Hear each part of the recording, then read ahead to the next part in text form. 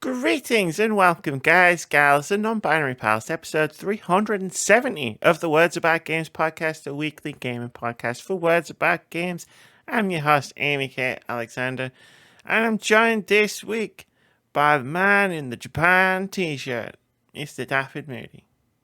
And yeah, I haven't been to Japan yet. One day, hopefully. Howdy doodly do, ladies and gentlemen, and everyone else. It's Friday. You know what that means. I just said it because man in Japan t-shirt rhymed. How's it going? Going good. It's not bad. Cool. I was ill over the weekend, but I'm not bad. I fell ill on like Saturday night. I wasn't feeling too great. All right. Had a terrible night, and then Sure. Sunday I was a zombie. I mean, just like a zombie trying to babysit a puppy. a zombie trying to remember how to be human. Like, yeah, well, my partner's at work, and I'm just like, it wasn't a good idea.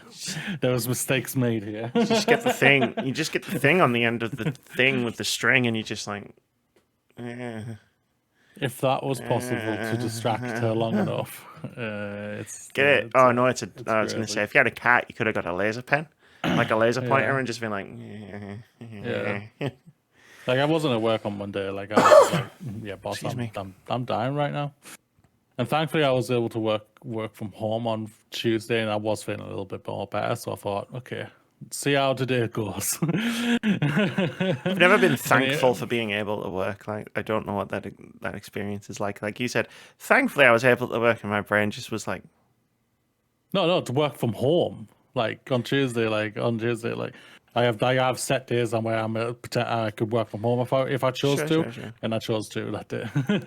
It was either I chose to make an attempt to work, or I just phoned in sick again. So it's like, but I really I did the whole shift, and it was like, okay, and I had a really good night's sleep that night. So I was just like, all right, I'm getting back into work. So there we go, bada bing, bada boom. bada bing, bada boom.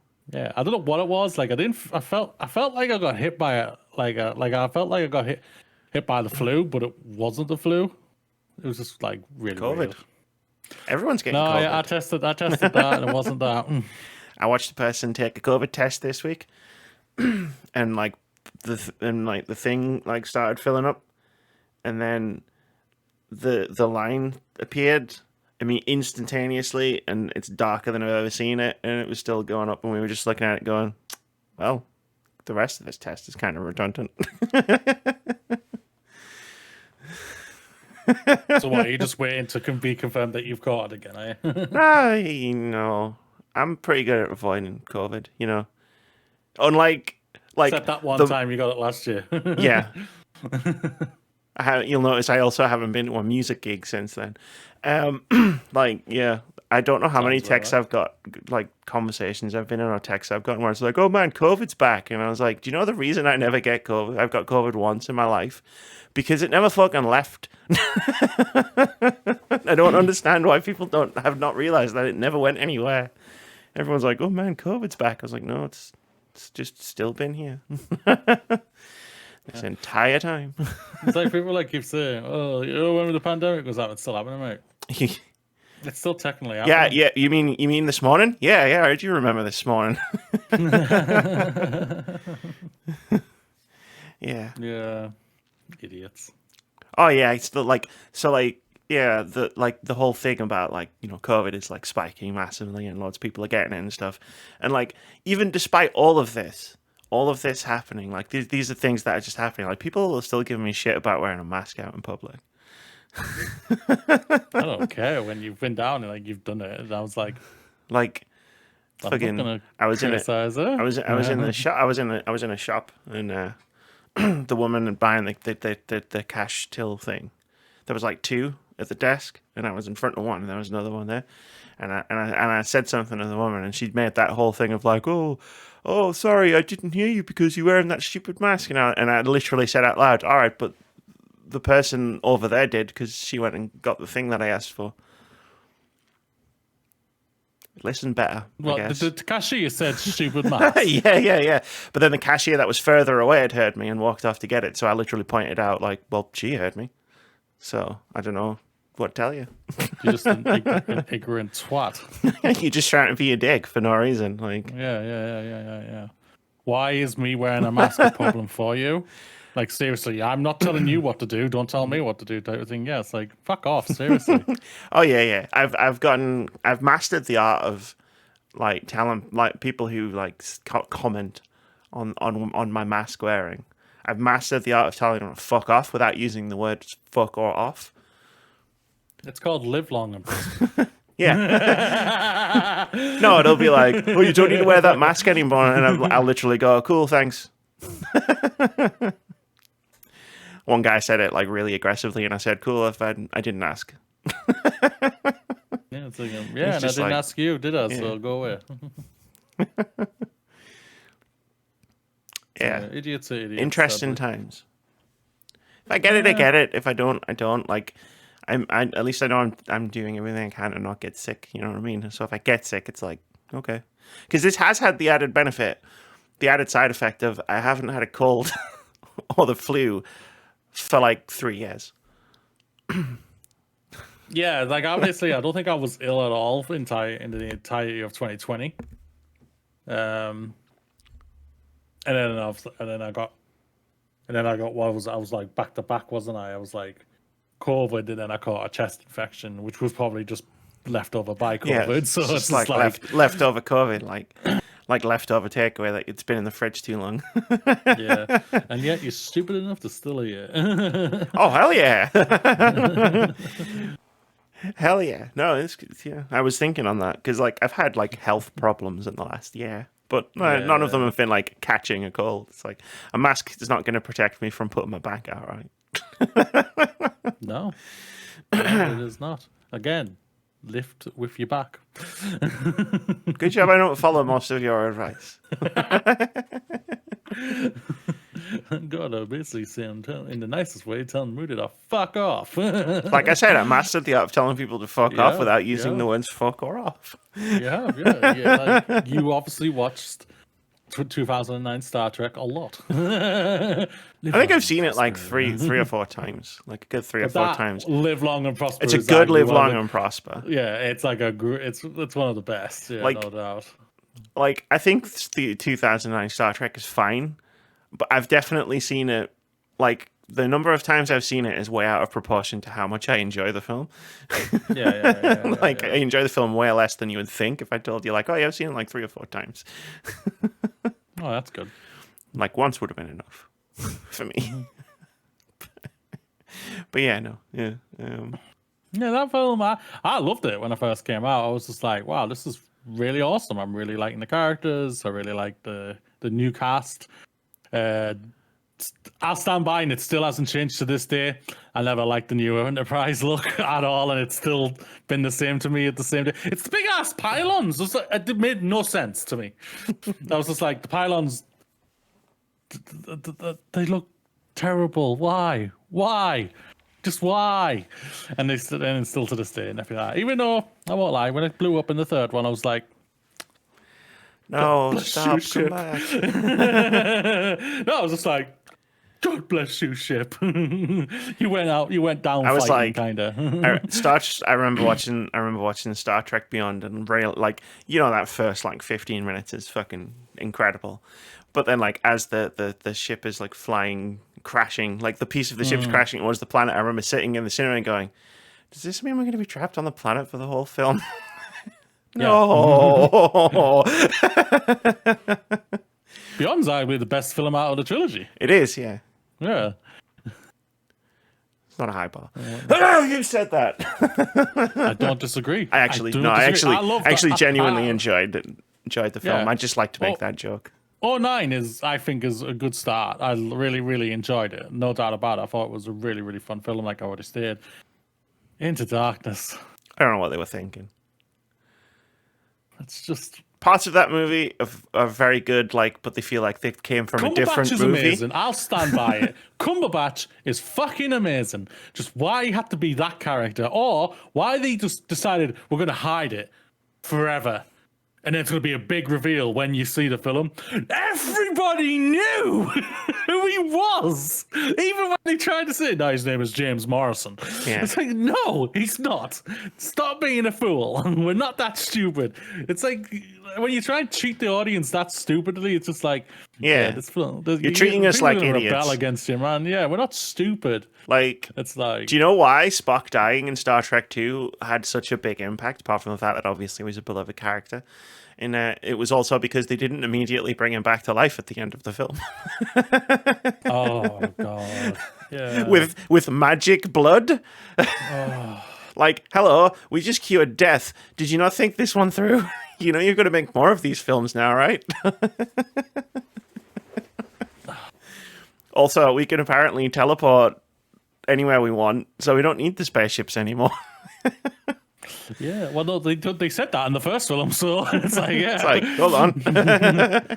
why are we using this thing? Moving away that fast, but don't worry. We can beam from this planet, even though it's all the way in Earth or something like that. Yeah. We'll get there still. It's fine. Yeah, it's yeah, there's some logic. Yeah, that's what Star Trek's all about, though. Yeah, so that's why I always give it a wide berth. Again, it doesn't sound logical, this, but hey, it's Star Trek. The way the problem is when it's the problem is when it's that treating you as like you said, treating you as if you're really stupid. It's stupid, yeah. And also being you notice problems more when the film's not very good. yeah, like the ship they fought was just a big ass Excelsior, and it wasn't a very good action sequence because you could barely see any of it. That's the thing about it. It's like, why can't we see things? Why can't we have lights? Oh, you know, because then we get blinded by lens flares whenever there's lights on the screen. Oh my God, yeah, it's like, how can you see what you're doing? It's like, what were you doing, man? It's like I always stand by J.J. Abrams. He knows how to start a franchise or bring it back. He just, he can't be. Don't give him the middle or the fucking end. Seriously, oof. Oh, holy shit. We saw how that fucking ended and whatnot. But yeah, either way. J.J. Abrams ruined Star Wars for me. I haven't watched Star Wars since Rise of Skywalker. You still haven't? Yeah. And it's something like we've stated, I've stated on here in many cases that there's been some badass Star Wars of it, like Andor. Absolutely incredible. I truly believe you would absolutely 100%. Adore, no doubt about it. I think you'd enjoy the Ahsoka series going on right now. It's a little slow at the beginning, but right now it's like it's banging off. I'm seeing everybody's posts. Yeah. Oh my God, this is awesome! And I'm like, cool, and I'm like hitting next episode on Stargate SG-1. Yeah, it's so easy to watch Stargate. Oh my God, I can't believe how easy it is to just keep going. It's just like, Well, for me, it's like easy on the brain. This, like, I appreciate where people come from. Like, where it's like, for the Ahsoka series, you basically needed to know the backstory of Ahsoka Tano and the Mandalorian and all this. I can appreciate. Great. I don't want to have homework here. I appreciate that. And if anyone says they're not enjoying the show because they just don't know what's going on, I'm never going to say you're not wrong. For me, I'm adoring it because I've been there. I've seen it.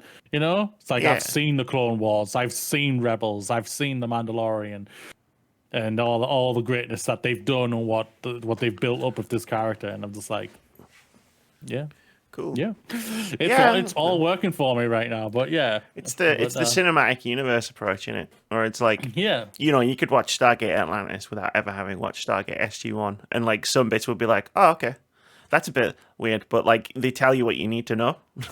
I agree with that. And it's the same with like Star Trek. It's like you can watch Deep Space Nine without watching any other Star Trek, and it plays on stuff from other Star Treks, but you can watch it and still enjoy it. Yeah, that's the thing. They've lost in just TV in general. I think TV's like feel like they have to be franchises. But now it's like everything has to connect to everything else, and it's like, okay, does it though? Well, the thing is, right now, Star Wars is trying to fix the one idiotic line in Rise of Skywalker. somehow Palpatine came back in Fortnite. Fucking someone chucked his respawn card into the respawner in Fortnite, and he did a podcast in Fortnite. Now, basically, yeah, it's like what's fucking wild to me is that's an accurate description of what happened. Like in real life. Basically, yeah. Well, right now, if I'm going off right, Bad Batch is laying the groundwork for it. The Mandalorian is laying the groundwork. Ahsoka, I think, is basically laying the groundwork for it. What else have they got going for Star Wars? No, that's it right now, isn't it? Yeah.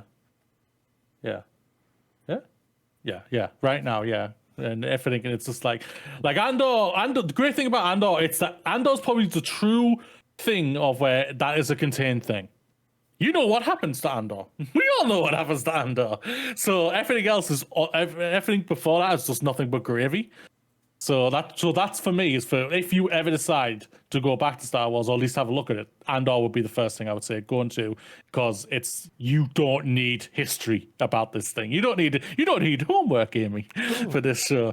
All you need to know, have you seen Rogue One or whatever? Or that's the only thing, and I believe you have. So yeah.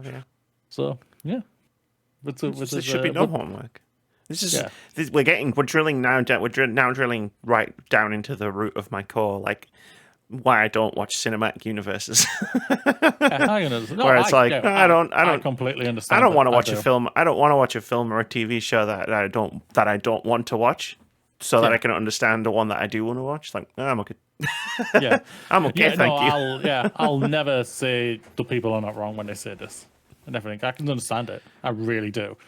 Like me, I still find enjoyment for it. It's like a popcorn movie for stuff for me. Sure, yeah, it's enjoyable, and I can sit back and chill and everything. And but no, yeah, I like if anyone says I don't want it, like what you just said, I'm like, yeah, there's nothing wrong with that either. So go for it. It's like there's plenty of things out there that are working for you and everything, which is just great. So yeah. I don't think I've asked you. How are you? Did I ask you? No, I did, didn't I? I don't know. I don't remember. We've been so far you in this conversation. You were ill, and I think we just built the conversation just ballooned from there. But I'm fine. Yeah, sure. So that's good. Yeah. I need to put the sticker back up. Clearly. It lasted 1 week of remembering not having to have the sticker. Well, no, it wasn't like there was an awkward silence where I had to wait for you to ask, because the conversation had run dry, but you still weren't asking. That was what happened a few weeks ago. This was like, oh yeah, let's just talk about Star Wars and Trek and Gate. Yeah. The 3 stars. Go on. The 3 stars. The 3 Trek, stars. Wars, the 3 stars. Yeah. Which one's your favorite star? Was Gate. Gate's is my least. Gate's my number 1. No, it's Wars, Trek, and because Wars and Trek I grew up on more than I did with Gate. Like I enjoyed the film of Stargate and everything, which I thought was really, really fun. And I never liked the film. Did you not? No. The 94 Ronald Roland, Kurt Russell, James Spader. Yeah, I have a lot of fun with that. I think it's really fun.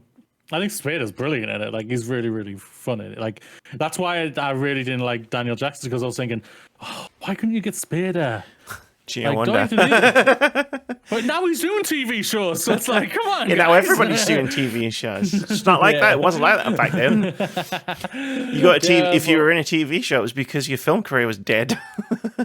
Sure. That was how it worked back then. Yeah, that's how it worked back then. Yeah, no doubt. But no, yeah, it's like that. But I love all 3 still either way. It's like, I'm not saying like your least favorite one. You call it shit. Like Star Wars was my least favorite, but I still like Star Wars. The thing is about it, it's like Gate, no doubt, is bottom for me, but I think really it flicks between Wars and Trek all the time.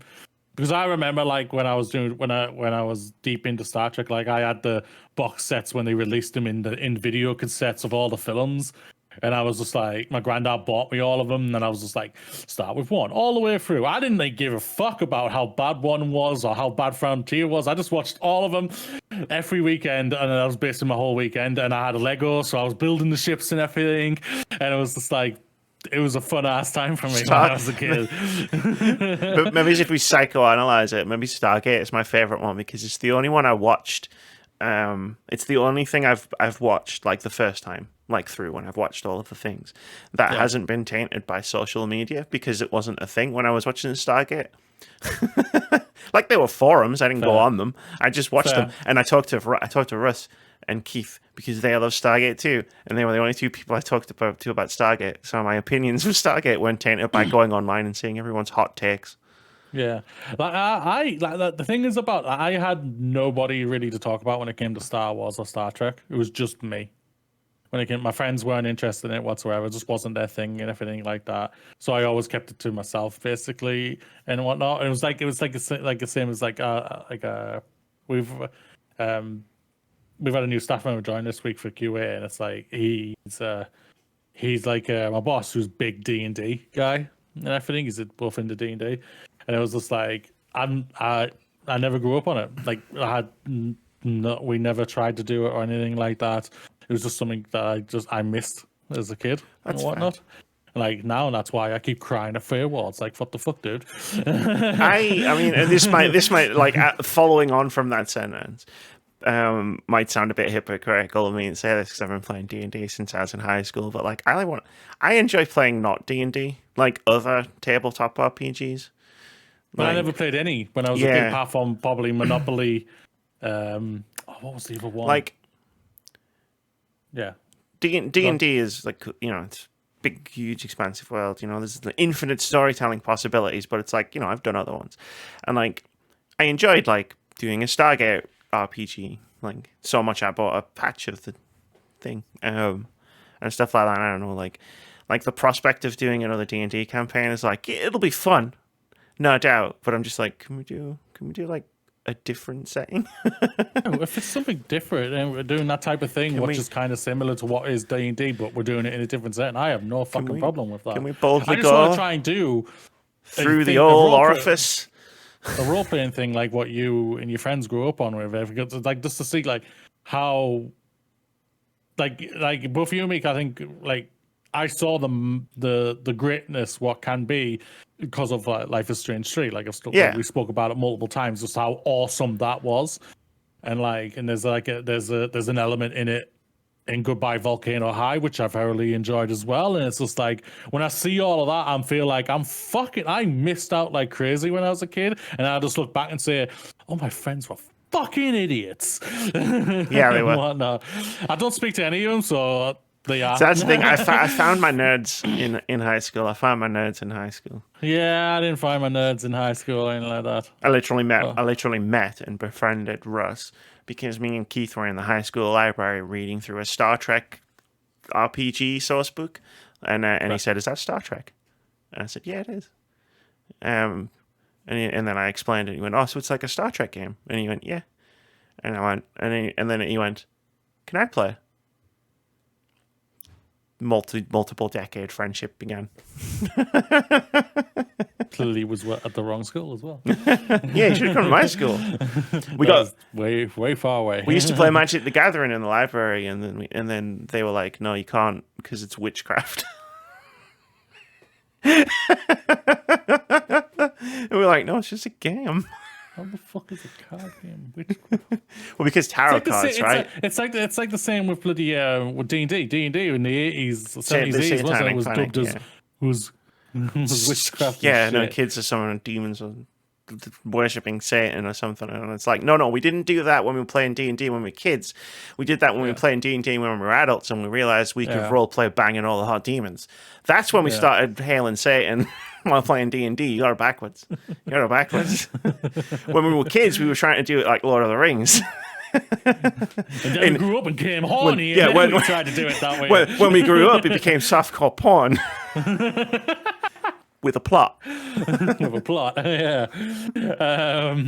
But no, I agree with what you're saying about like social media and everything like that. That's just like I'm not one of those people that like sits here and decries social media. Like I love social media on its in its good aspects. Obviously, it doesn't has a lot of bad aspects, but I think like very low. I think the way I think the way like people talk about in general, like how social media like conversations happen around like things like art and entertainment, I think like can like really ruin stuff for you sometimes. Yeah. Yeah, it's just and that's why I only really speak to like my nerdism, like if I'm with you or if like with like so my partner and everything. So it's just like Wow. yeah, it's just one of those things. Because I'm just when obviously when I go like do my movie podcast, like I got emails and stuff like that, like people fucking just asking the stupidest fucking questions ever. And it's just like, no, I don't think they're gonna do. No, they are not gonna do this just because The Last Jedi fucking did this for you, mate. No, they are not gonna rewrite everything just because you didn't like a fucking film. Yeah. That is not my fucking problem. Get the fuck over it. If you don't like it, don't go and see the ninth film. You would have done yourself a favor. But to answer your original question at the beginning of that, I'm fine, thank you. You answered that. But you answered it, didn't I know, you? I'm just doing a bit. Oh, okay. I'm fine, thank you. Now let me tell you how social media is ruining science fiction. Yeah, let's do that, yeah. No, instead, let's talk about Xbox. Should we talk about Xbox? Yeah, why not? Why not? They decided to just say, yo, that's it talked about. And how we're going to do this? Because we're going to leak everything. Yeah. Xbox has suffered the biggest leak in gaming history. How did it happen? They did it themselves. This week, Xbox suffered a gigantic leak. The leak occurred after Microsoft uploaded sensitive, unredacted documents to the court via a publicly accessible link. Xbox boss Phil Spencer sent an email to employees after the leak saying, quote, I know this is disappointing, even if many of the documents are well over a year old and our plans have evolved. We all put incredible amounts of passion and energy into our work, and this is never how we want that hard work to be shared with the community. That said, there's so much more to be excited about, and when we're ready, we'll share the real plans with our players. End quote. Yeah, 2018. 2018. Oopsie Not doodles. 2028. Not 2018, 2028. Oops. Everything. You made a joke before, but there is a part of me that would just not be surprised if it turns out they did this on purpose just to create a press cycle. Probably, yeah, because no one's talking about them anymore right now, are they? Because it was like we had a state of play, we had a Nintendo Direct, and it was like, and then like we talked about, yeah. And then they're like, oh, we don't have a state, we can't do a Microsoft Direct, but we could do something else. Let's do this. Yeah. Here's all of our plans for the next few years. Yeah, basically, yeah.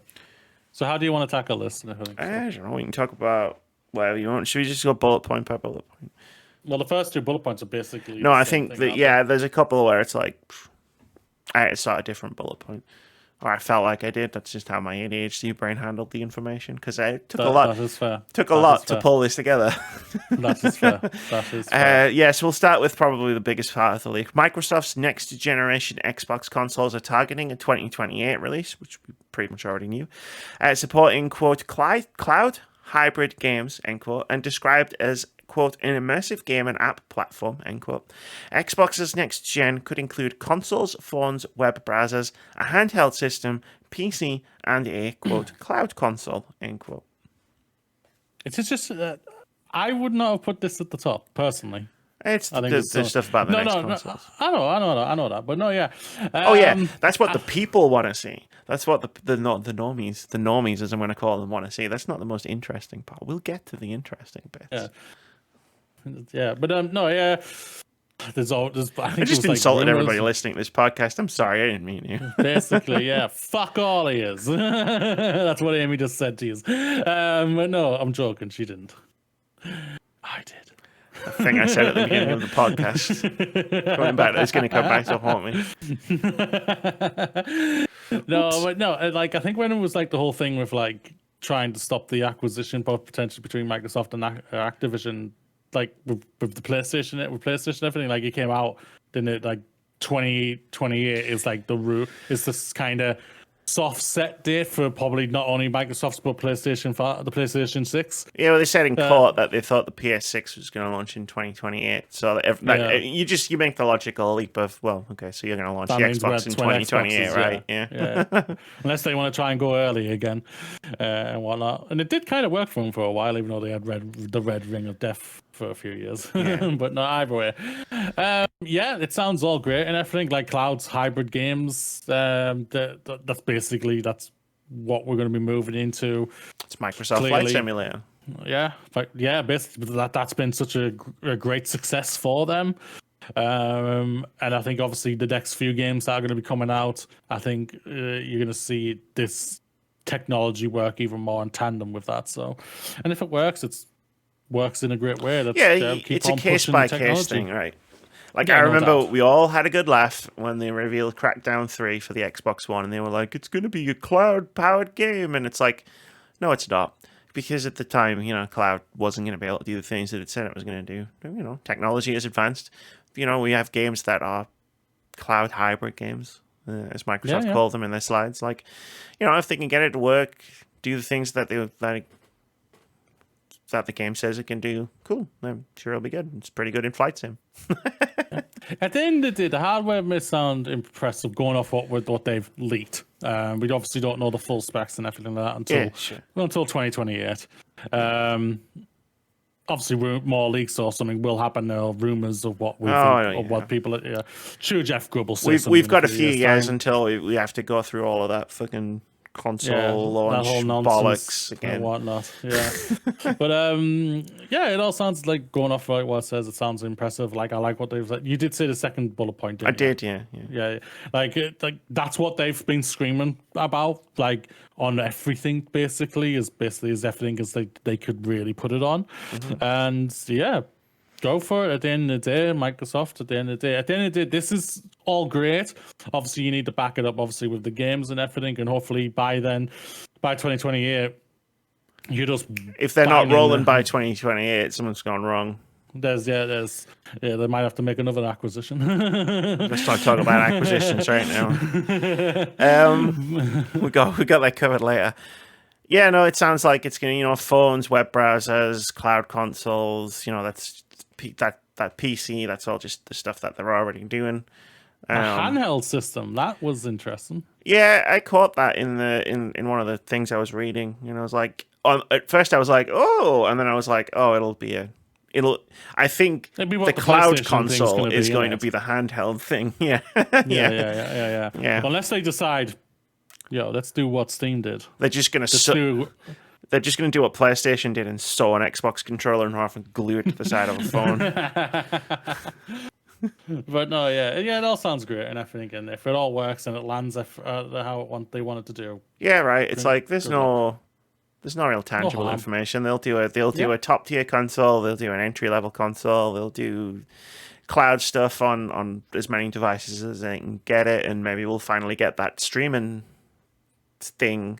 Like that's what this sounds like they are going for. Yeah, like there's going to be a $100 or $99 price thing for a cloud stick thing, which you have been saying for ages that they will eventually go to or are going to go to and everything. So,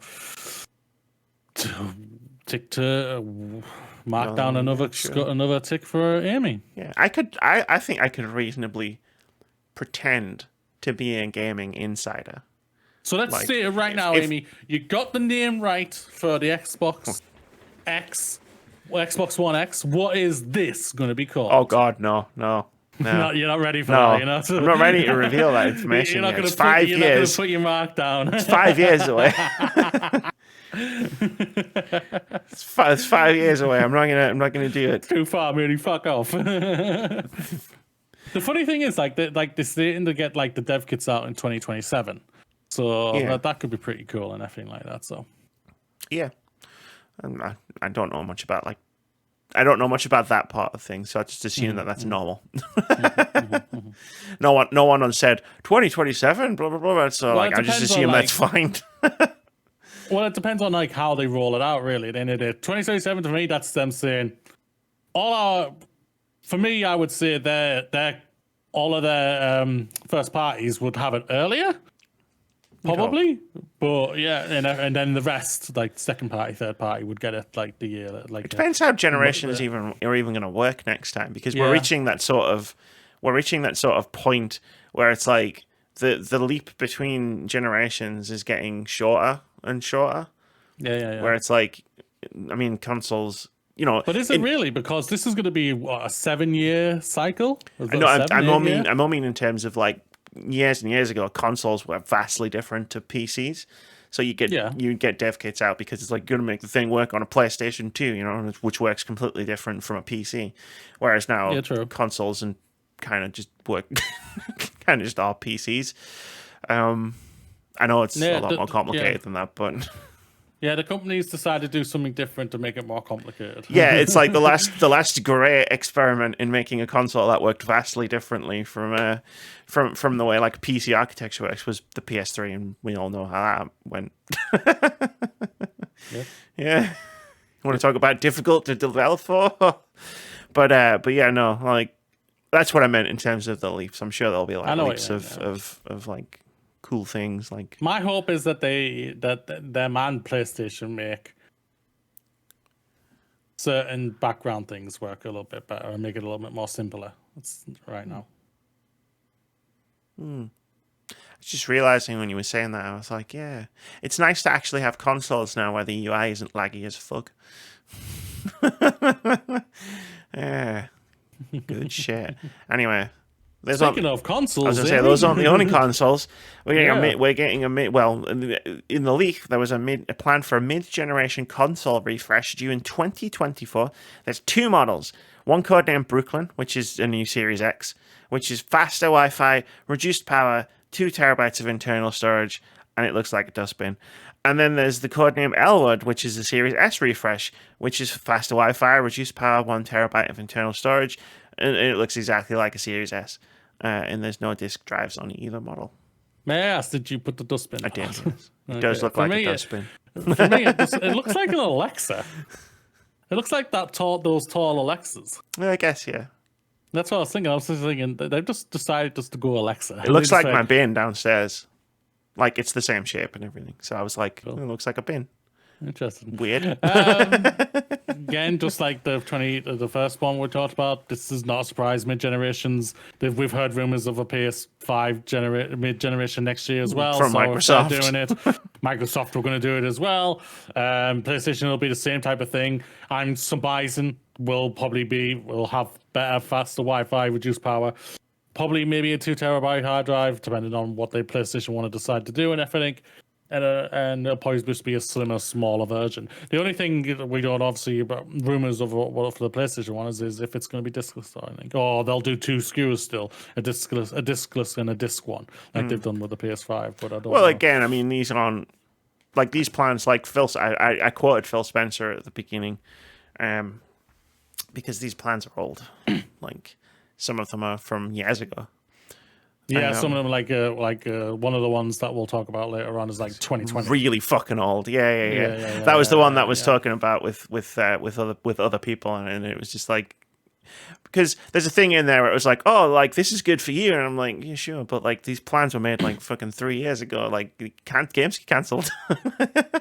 The thing is about it, the mid-generation consoles would have been set in stone for a while. Yeah, because you got to get specs and stuff. Yeah, they'll be getting manufactured probably now, or getting ready to be manufactured and everything, or getting the stuff prepared and everything. So got to get those specs finalized, making sure it doesn't catch fire and.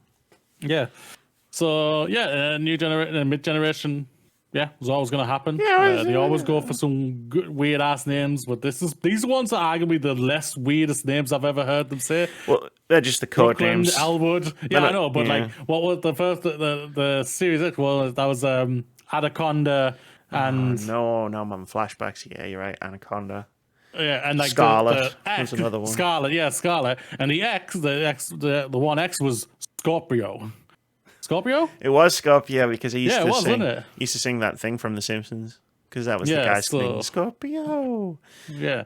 So it's like these are the most laid back code names ever. Yeah, I suppose. Yeah, but no. Yeah. What are your thoughts on the no discs? I mean, you know my thoughts on the no disc drives. Like on the Series S Elwood one, yeah, sure. Like I own the Series S. It doesn't have a disc Yeah, drive. yeah.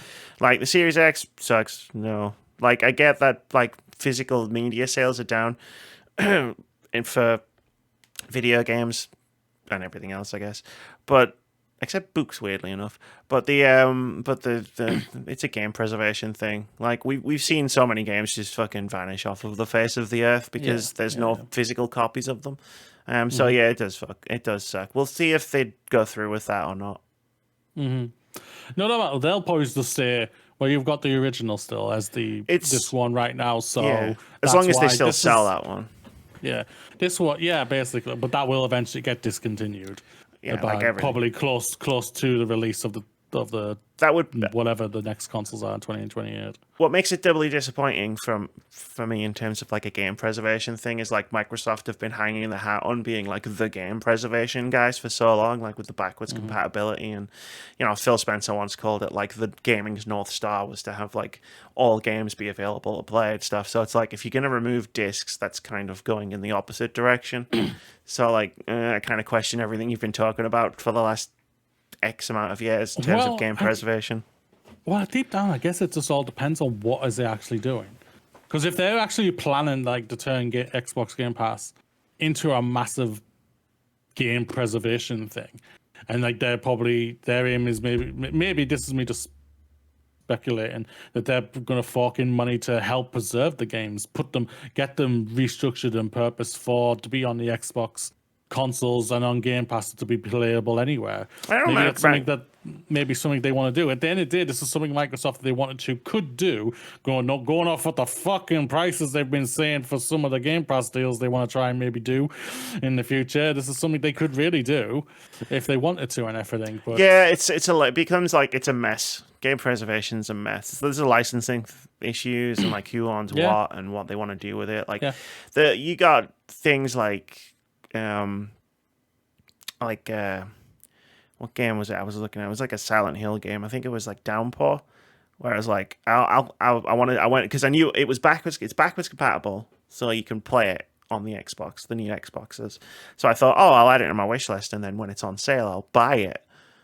Just so I've got it so I can play it, because at some point I want to play through all the Silent Hills. You can't buy it digitally on the Xbox Store. It exists on the Xbox Store because you can put the disc into an Xbox, and that'll work. Now, and this is just obviously just like one singular example, but in Xbox's planned future, and again I use planned air quotes, these could have changed. Like I can't play that game anymore. I don't know what. I don't know really what is when it comes to preservation, when it comes to games, what's the actual plan for and like that for Microsoft or any of them. Either way, I don't think either side's going to be happy if there are sides, if you know what I mean. There's sides. I think either way, yeah. Like I think ultimately preservation is going to be to where they try and get as many games onto a digital platform as best they can, even though that will make it more scarier that if the world internet dies, nothing digital can happen, everything like, you know what I mean, type of thing. But that's what probably ultimately I think Microsoft are going to try for. That would be good. It would be nice if they do it. If that's all, unless like what you said, Phil Spencer's done a giant, massive U-turn, just like the Tories did this week. We'll see what happens when it comes to this. Phil Spencer's been on he's been on iffy water with me for like a few like the last year. He's had a really bad mixture of a year and whatnot with some like the things like obviously we've spoken about. So I don't think he is the high tier leader as what everyone made him out to be, saying Phil we trust, blah blah blah. Yeah, he says a lot of things where I go, he's a fucking big corporate guy earning millions a year. Yeah, he's sitting and stating, "Oh, I shouldn't be earning this wage." Then fucking say it. Then come out and literally say it, lower my wage and pay the 5,000 people we've just sacked, please. No, oh, you didn't do that, Phil, did you not? Oh, yeah. Interesting, sir.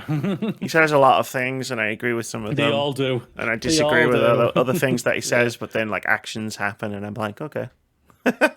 How many studios is that are being mismanaged under your watch now? More than one.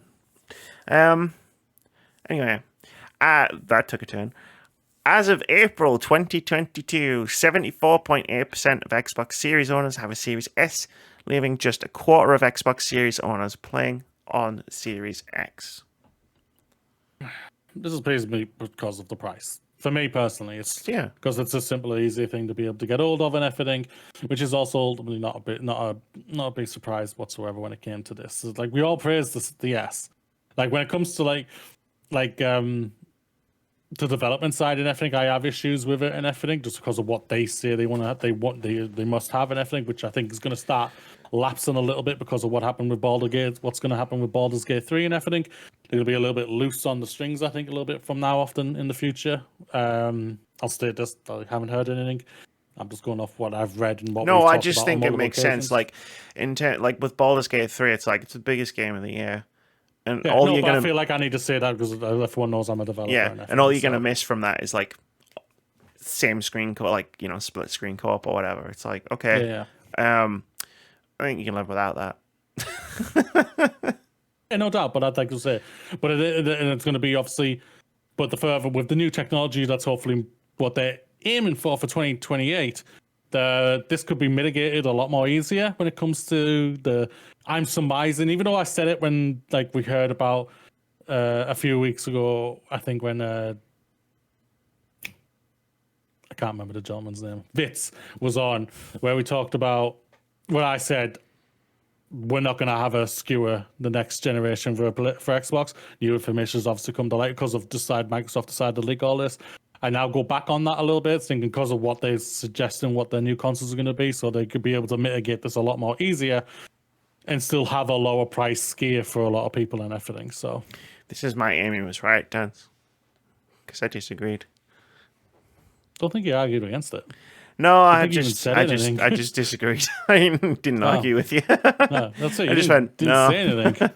No, they're gonna have to. We had a big talk about it, not on a Fits episode. I know we had a big talk about it at some point. Yeah.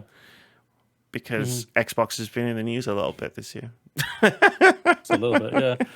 But no, yeah, it's like, and like this is clearly shows to them this is a winning formula. It works. At the end of the day, there's no doubt they probably would want the Series X to sell more, but at the end it's of a the day, second console for a lot of people, I think.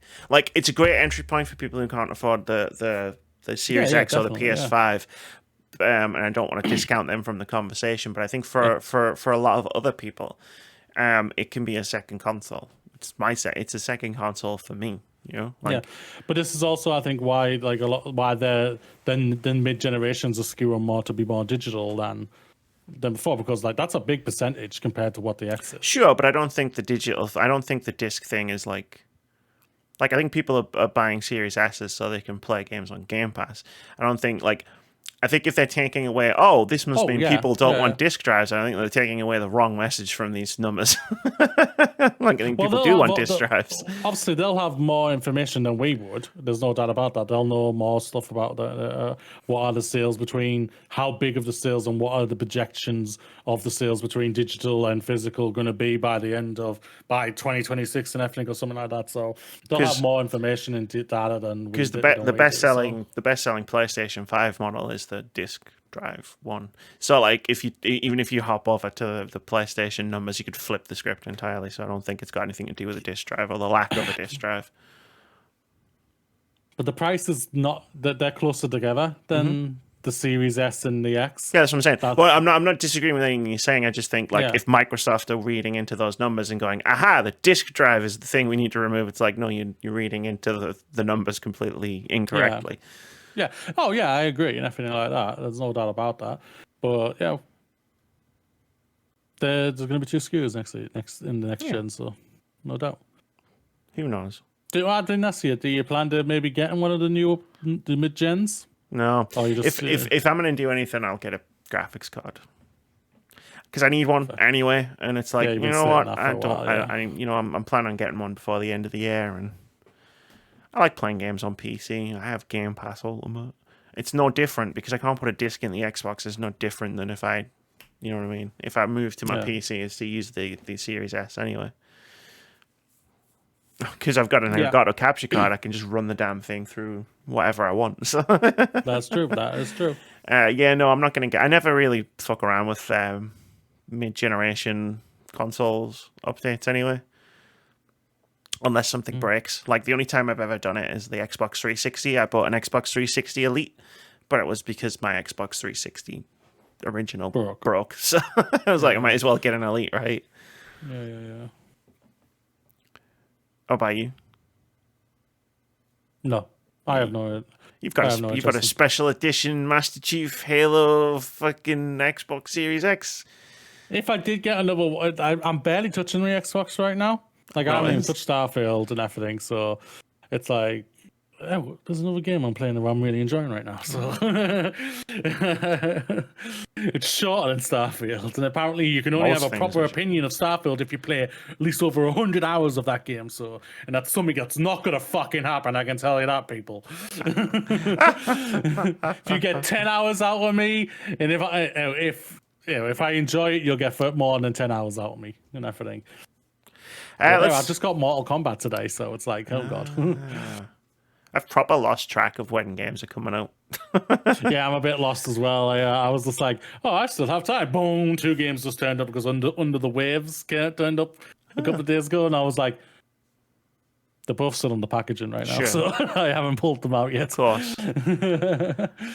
One might get returned. Let's quickly talk about Sabile, which is a controller, a new updated Xbox controller with precision haptic feedback, direct-to-cloud connection, making it a universal wireless controller, like the Stadia controller was. Modular thumbsticks, a swappable battery, seamless pair and switch, and lift-to-wake presence detection. Cool new features. I like the lift-to-wake detection. So, the idea being that it's got sensors, so if you put the controller down, it turns itself off. And then when you pick it up, it turns itself on. That thing's going to be a hefty controller. This fucker's already heavy compared to this. This is like easy lift. This is like... Hey, but compared to the original Xbox controller, I mean, it'll be as light as a feather, so... Oh yeah, but no, yeah. Xbox always innovating when it comes to their controllers, especially when it comes to like the better versions of their console controllers. So it's like, this is the same as like the next version, which will be called obviously the Elite 3. I think these are not the Elite control. I mean, they'll make an Elite version of this, but I think it's just the standard Xbox controller they're updating. But yeah, no, the lift awake, like someone who watches things on my Xbox, like, my controller is just there next to me, so it's nice to it'll turn itself off until I need to use it. And I like the seamless pair and switches. Someone who switches between using my Xbox controller on my Xbox and my PC, it's just a little bit of a hassle to do it. And being able to just switch between the two really easily would be nice too. And precision haptic feedback, I mean, it was amazing when PlayStation 5 came out and the controller had all that cool shit, but then no one uses it anymore, so... It's like any other fucking fancy piece of technology. It's like, it's a great tech demo. But then we just go back to making games the way we always have. So let's do the Bethesda Game Studios roadmap. Hey, Moody, did you know Starfield came out 2 years ago? It was meant to. That was their aim, yeah. Yeah, I've had this shared with me from a few different people, and it's cool, but also completely hilariously out of date, and things get cancelled and changed all the time. That it's a ton of people have been like, they're making Dishonored 3, and I'm like, yeah, we'll see. Apparently they're doing a Ghostwire Tokyo sequel. Yeah, we'll see. Yeah, we'll see. Yeah. That was meant to come out in 2021. That only came out last year. Oh, no. Ghostwire Tokyo's 2021. That was the original. Oh, it was PS5. Yeah. I forgot it was PS5. That actually happened. Did Doom Eternal didn't get DLC, did it? I'm pretty sure it did. Yeah, it got a 2-part DLC thing. Yeah. Oh, Redfall was apparently come out in 2021. Fucking hell! Imagine what it was looking like then. So the big. I think the big takeaways from this one, things that we don't know about anyway. Like Indiana Jones game is also listed as coming out a year ago, so oops. But yeah, again, it's Oblivion remaster apparently. Yeah, well, this plan is from before. I'm guessing from before the COVID. looking at Hell the yeah. timelines. So it's like, yeah, the Hell timelines are all fucked on this. But what things that we didn't know about? Obviously, I've mentioned Dishonored 3, and you've mentioned the Ghostwire Tokyo sequel. There's Fallout 3 remaster. Yeah, there's going to be a Fallout 3 remaster and an Oblivion remaster. I guess they've reached total saturation of the amount of times they can re-release Skyrim. So now we're going to re-release their other two. They're going to release the other games. Expected to be able to buy Oblivion on 7 million different devices. It's a few unlabeled projects, like Project Platinum. That is Project Hibiki. Project Kestrel. There's a new Doom game, Doom Year Zero. Yeah. And Elder Scrolls 6 is coming out next year. If going off this, it's either next year or 2025 for this Doom Year Zero thing. Yep. Financial year 23, which ends in March. So they're keeping that one really close to their chest. Obviously, it's not coming out before March, but third Doom game from the new reboot series, I guess. I don't know. A lot of people have sent me this as like an exciting thing, and it is pretty cool. But I don't know if I have a lot to say about it. Like, would a new Dishonored 3 be cool? Yeah, obviously. I made a video about Dishonored. Yeah. I love Dishonored. I'd love to see Dishonored 3. I love those guys. But, I mean, what do you want me to talk about? Like, it's Dishonored 3. I want it to be more Dishonored. Like, really, the ultimate thing is how many of these are actually still gone. Yeah, right. Like, there's one that just says licensed IP game. Yeah. They didn't even know what they were making. Taking away the online games like the Elder Scrolls and Fallout 76 and whatnot, there's only really one, potentially two, that I would say probably in development, which obviously we know is Indiana Jones, and that's Machine Games, and obviously we're going to get another Doom. So, Doom, which is it's software, and Dishonored 3, Elder Scrolls 6.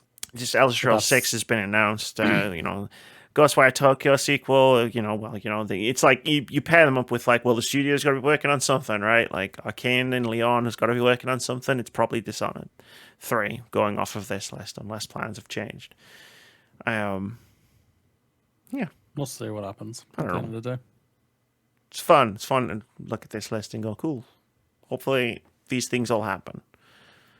Yep. Then we can have Fallout 3 Discourse all over again. There wasn't on Discourse the first time. There was just me sitting in the corner alone going, I don't think it's that good. But I'm looking forward to doing that again. Should we talk about some very large numbers? Why not? So Microsoft talked a lot in these slides that got leaked about how much they were speculating that they would pay for certain games, or how much they would have to pay. They estimated that Assassin's Creed Mirage would cost $100 million for a day-and-date Game Pass debut. And they also considered paying EA to put Star Wars Jedi Survivor on Game Pass, day-and-date, day one, but thought that EA would ask them for $300 million.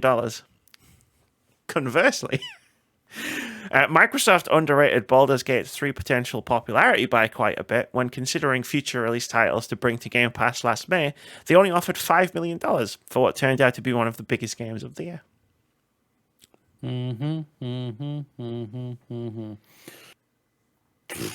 Whoops. This is Ubisoft and EA were never going to go with these at all. Oh no. They were like, no. You can come back to us in maybe a year's time, and then we can maybe talk.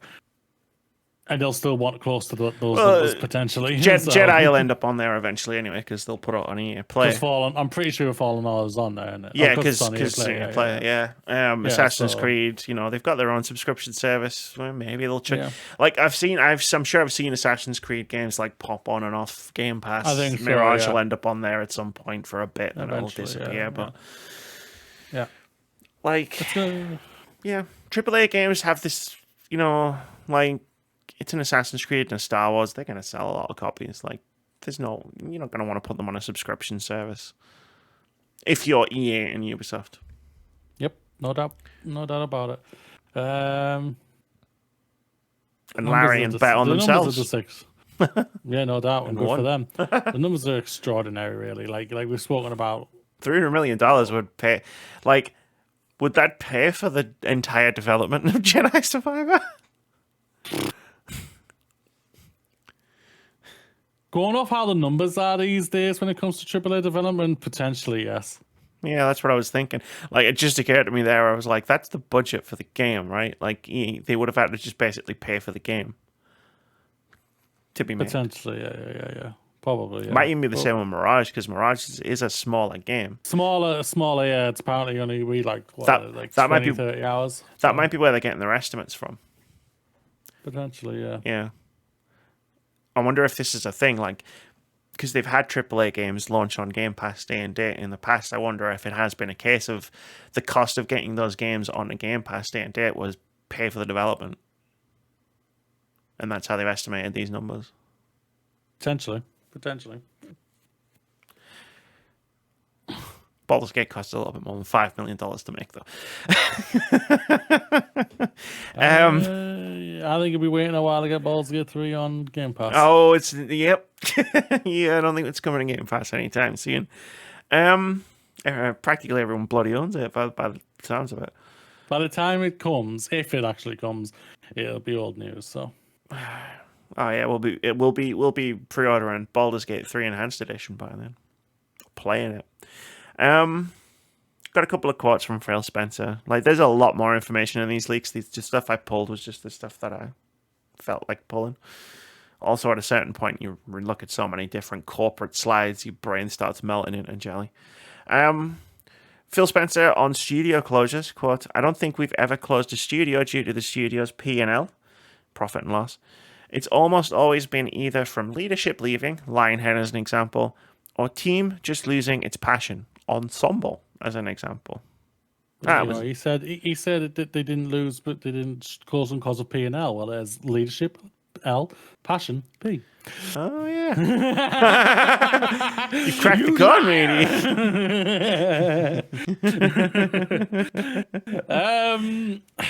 Studio closure in general, like we're going to be talking a lot about later on and everything like that. The sucks in general.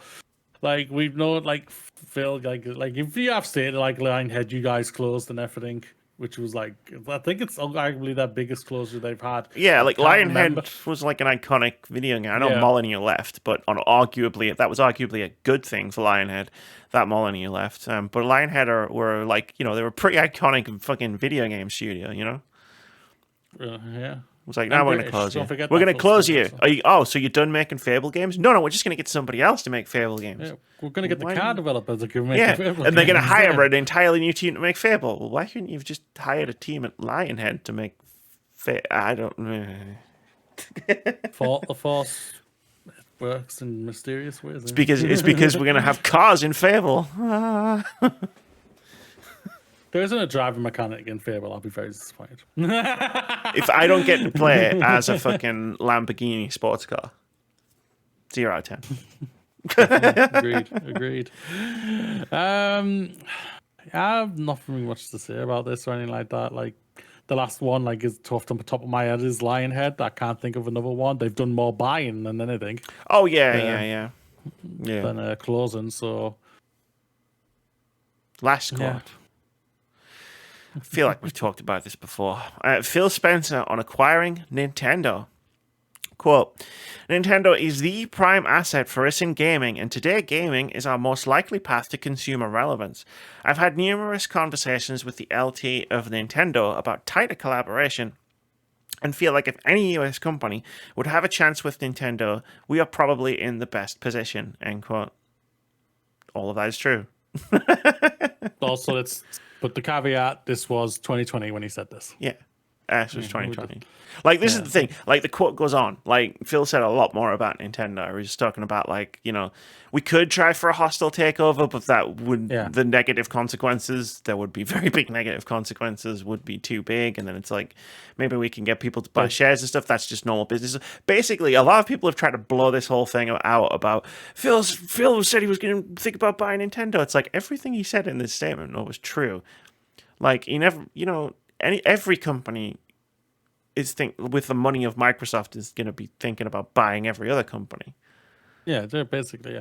There's also like the other quote I think that I don't think is mentioned here is they're playing the waiting game for them. Yeah. And everything. Which, so, which every company does at the end of the day. Because right now Nintendo are on the biggest high right now. They've been on like a 5-year high with the Switch and everything in games back to back with Zelda 1 and 2, Odyssey, and just the Switch in general. Yeah, the Switch in general has just been an absolute banger for them. Obviously, we know there's rumors of the next one probably next year and everything. It's like they're on the highest of highs right now, and if they keep to the same thing with the next console, like they'll continue to be high, the highest of highs, where Nintendo will literally just tell Microsoft to fuck off, and whatnot, and everything. There's no doubt about that. Like what was it like? PlayStation were meant to be merging with them when PlayStation decided to come into the console, wasn't it, or something? Or they were going to partner, if I remember rightly, in the games console thing. Yeah, but then obviously Microsoft, when they were going to come into it, they've stated that they were going to buy Nintendo, and that all fell through or something, wasn't it? It's like there've been rumors of either side merging or buying Nintendo for years and years and years, and it's just like now Nintendo have held fast for years. They've just stayed strong, hold or you shall not buy us type of thing. And it's like Nintendo are going to Nintendo, and they're going to be like, we're fine, we're fuck off. Like seriously, they may not have Microsoft money, but they have money to be able to last forever. Like they're absolutely fine. Zelda's just basically paid for them for the next 2 years, just like Horizon did.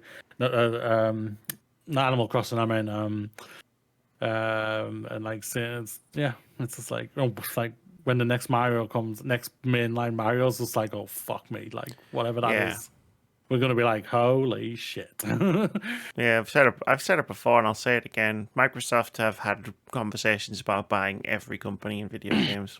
Yeah, the thing is I'll say this. The Activision one is just been nothing but annoying, how long it's took and everything like that and just of how all the childness between both companies and all companies and everything has just been disgusting and pathetic. If this ever happened, this is where I get worried for the industry, truly. I think the industry's in big trouble, yeah. Yeah, the industry will be in massive trouble if Microsoft has decided, we're going to buy a competitor. We're going to buy out a console. And we're going to take control, and then it won't work out the way they want it, and Nintendo's will just get completely obliterated in that merger. Yeah, no doubt about it. I can see people arguing but Nintendo, but with the horsepower of an Xbox, imagine that Mario, imagine that Zelda, and it's but they won't make those. They'll try and make those games. Everybody will leave Nintendo. Who knows how to make those games? Yeah, because they would have just been given a giant payday. Yeah, it's you won't get Nintendo games as you know them now on an Xbox. Yeah. That's not how it would work. The heart and soul of Nintendo would die. Yeah. And the industry would be fucked if we're in a position where Nintendo's getting bought by Microsoft. It's we're fucking screwed. Yeah, no doubt. It's and I'll state this if it ever came out that Microsoft bought Sony or PlayStation, should I say? It'd be the same thing. It's the exact same thing. The heart and soul dies, and they would not be able to replicate what greatness has been from PlayStation or from Nintendo. So. It's I can see why people say ooh type of thing. This is more like a holy shit, stay the fuck away. It's not so much oh, it's more ah! Yeah, it's fuck off. I get it. I get why they talk about it as a thing, because it's it's not wrong. It's the prime asset in gaming. But no, that doesn't mean Sorry, when I'm saying everything Phil Spencer said is true, it is. It doesn't mean I agree with any of it. It scares me to think about it.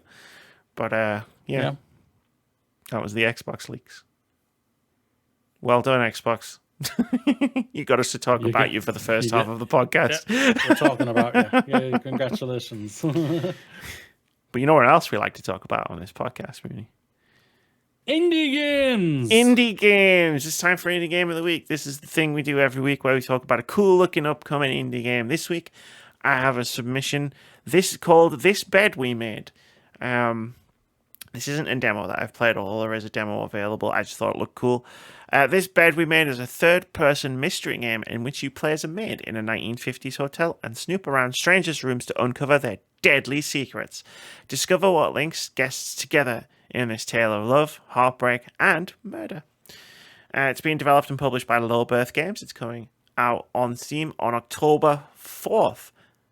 It's not very often we get a release date in these sections, but here we go. It's literally 2 weeks away. So. It's 2 weeks away. There's a link in the description wherever you're listening to this podcast. You can go click it, go wishlist the game, go try the demo. Looks very interesting. I love a good snooping. Like, video games, right? Like, you can snoop on people. That's what you do for like half of them. Stick your in. Oh, I think that person's going to get murdered. Snooping simulator.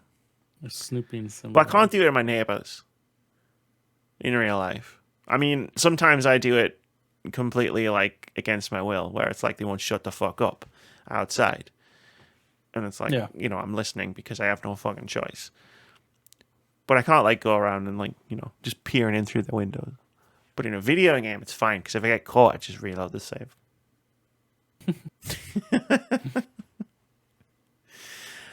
I didn't know where that sentence was going when I started it, but there you go.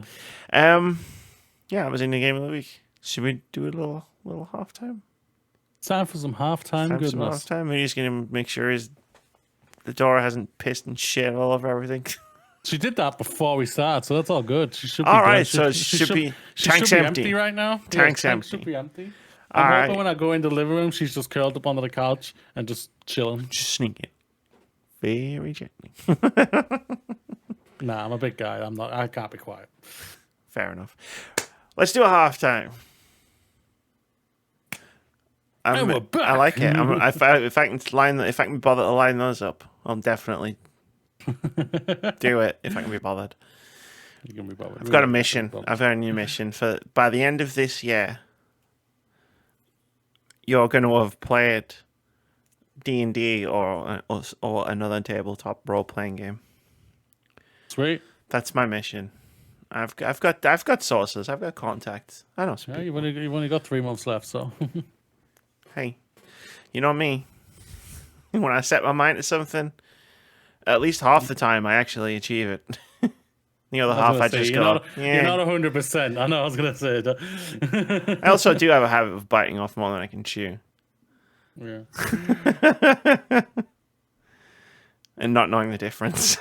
Yeah. But it's a mission. It's time for my time to shine, I guess. I mean, it is, yeah. It's time to crack on with this. And let's start with NexusMods bans Starfield pronoun removal mod. Oh, yeah.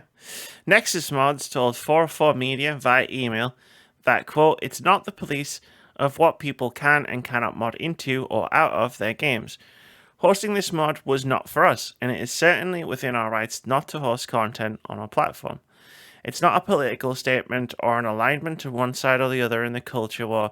We stand for diversity and inclusion in our community, and the removal of diversity, while appealing to many, does not promote a positive modding community, end quote.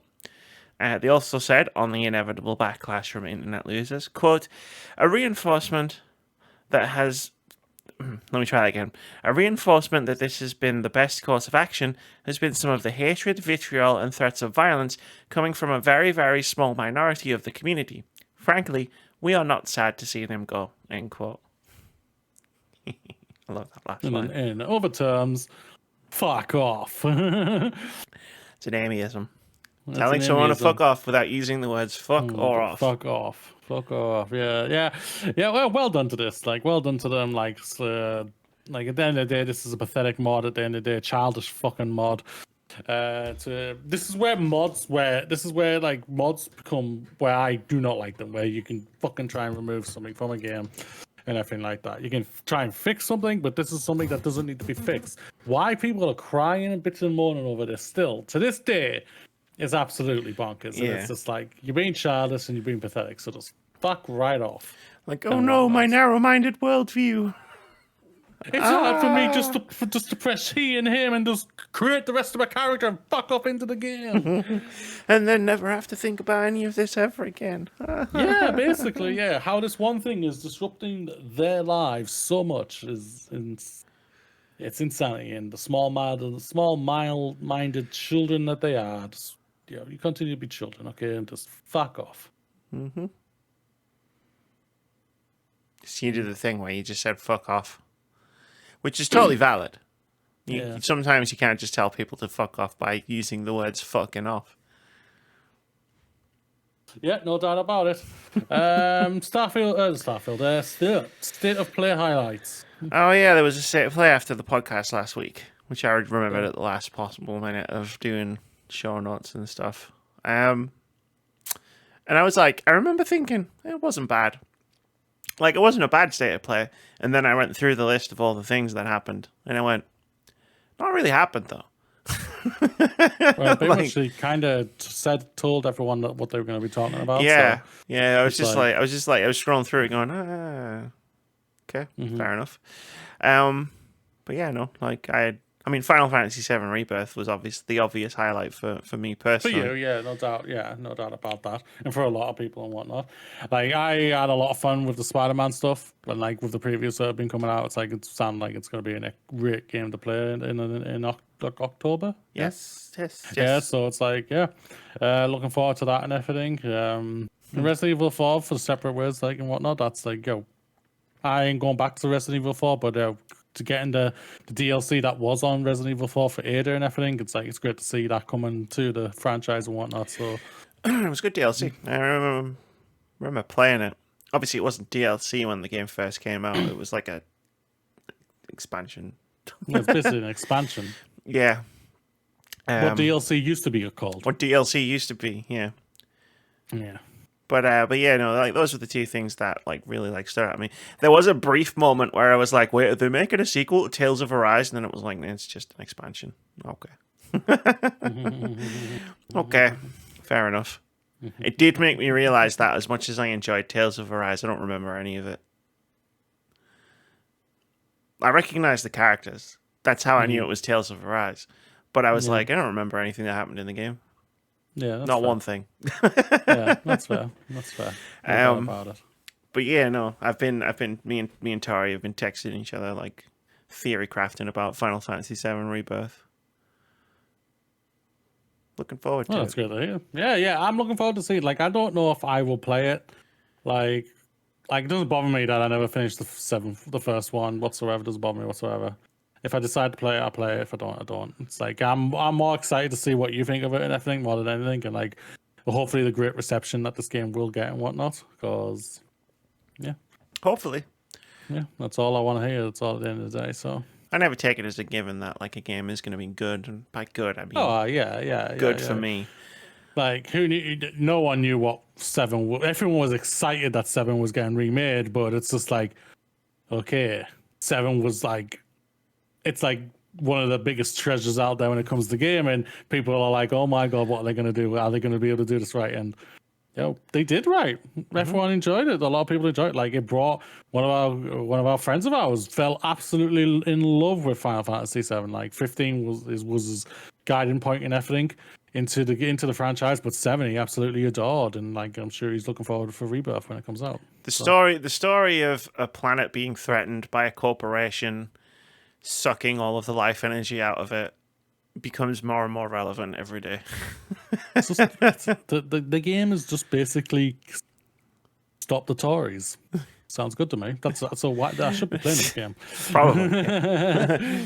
No, yeah. I think everyone I see, every villain I see or soldier I see, I literally think, there's Rishi. Slap Rishi! Do it. And whatnot. If you can get yourself through, because obviously I know how you feel about long games. If you can get yourself through it, it's a very extraordinarily well done story. Yeah. No doubt.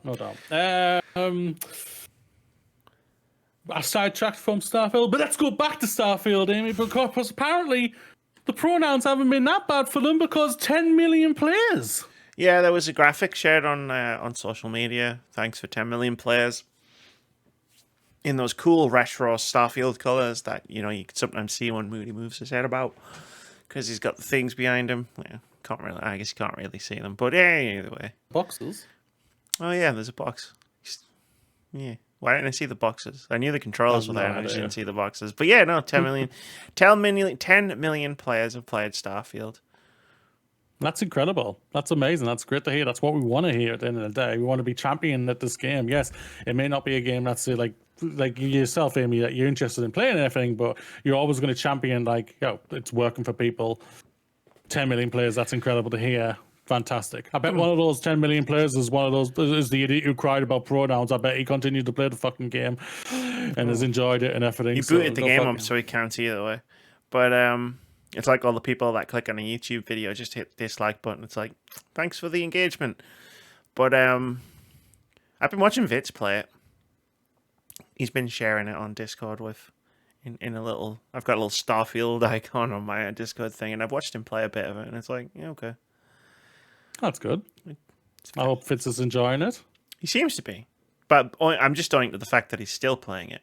I'm assuming he's enjoying it. Yeah, that's great. That's great. Like, all we want to hear is that people are enjoying it. That's all that matters. So, guess so. Congratulations to Starfield. Congratulations to Bethesda. Congratulations to Microsoft. It's weird to just be like, yay, Starfield. And it's like, but I haven't played it. You haven't played it. Yeah, so? I'm just commenting on the... It's like, I'd probably have more to say if I'd bothered... Oh, if you were playing it, yeah. Yeah, if I'd bothered to pick it up. It's fair, yeah, but at the end of the day, it doesn't speak to you. So Starfield is no Stargate, so... That's the thing. It's a field instead of a gate. Now I just thought about it. Like, imagine if like a Stargate, like, RPG game. Now I'm sad. That'd be cool. Go off and do all the Stargate things. Imagine just being able to walk around like Stargate Command.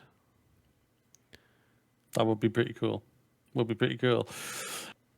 But is this cool, though, Amy? Because I know you pretty enjoyed at least the sequel, I think. Division 3 has been announced, apparently. It's literally just been announced, so... Yeah, in a press release. I think you played the first two and you enjoyed them, I think, didn't you? I played the second one. I got it free when I bought my processor for my computer, so I felt like, yeah, fuck it, I'll play it. I mean, enjoyed it as much as it was a good game to play with podcasts on. You know? Like, you know what I mean? Like, it was enjoyable to push buttons on a controller while I was listening to people talk about things. But, I mean, I'm trying to remember it now. It was 4 years ago. Yeah. Like, I mean, it's a dumb fucking story game. Is there a story? Yeah, there is, unfortunately. Very apolitical, apparently, according to Ubisoft. But, you know, Division 3. Woo. Yeah, this is... I don't know why, but because I had Division 2 always seemed like it was like mixed for a lot of people. So I thought, is this actually going to get a sequel? That it didn't seem like it hit. I'm pretty sure I heard one time that we talked about that it didn't hit the numbers Ubisoft were hoping it was going to hit. So like, I might be wrong there. I might be speaking out my ass there, but I always thought I heard that. So this was a little surprise for me, but yeah.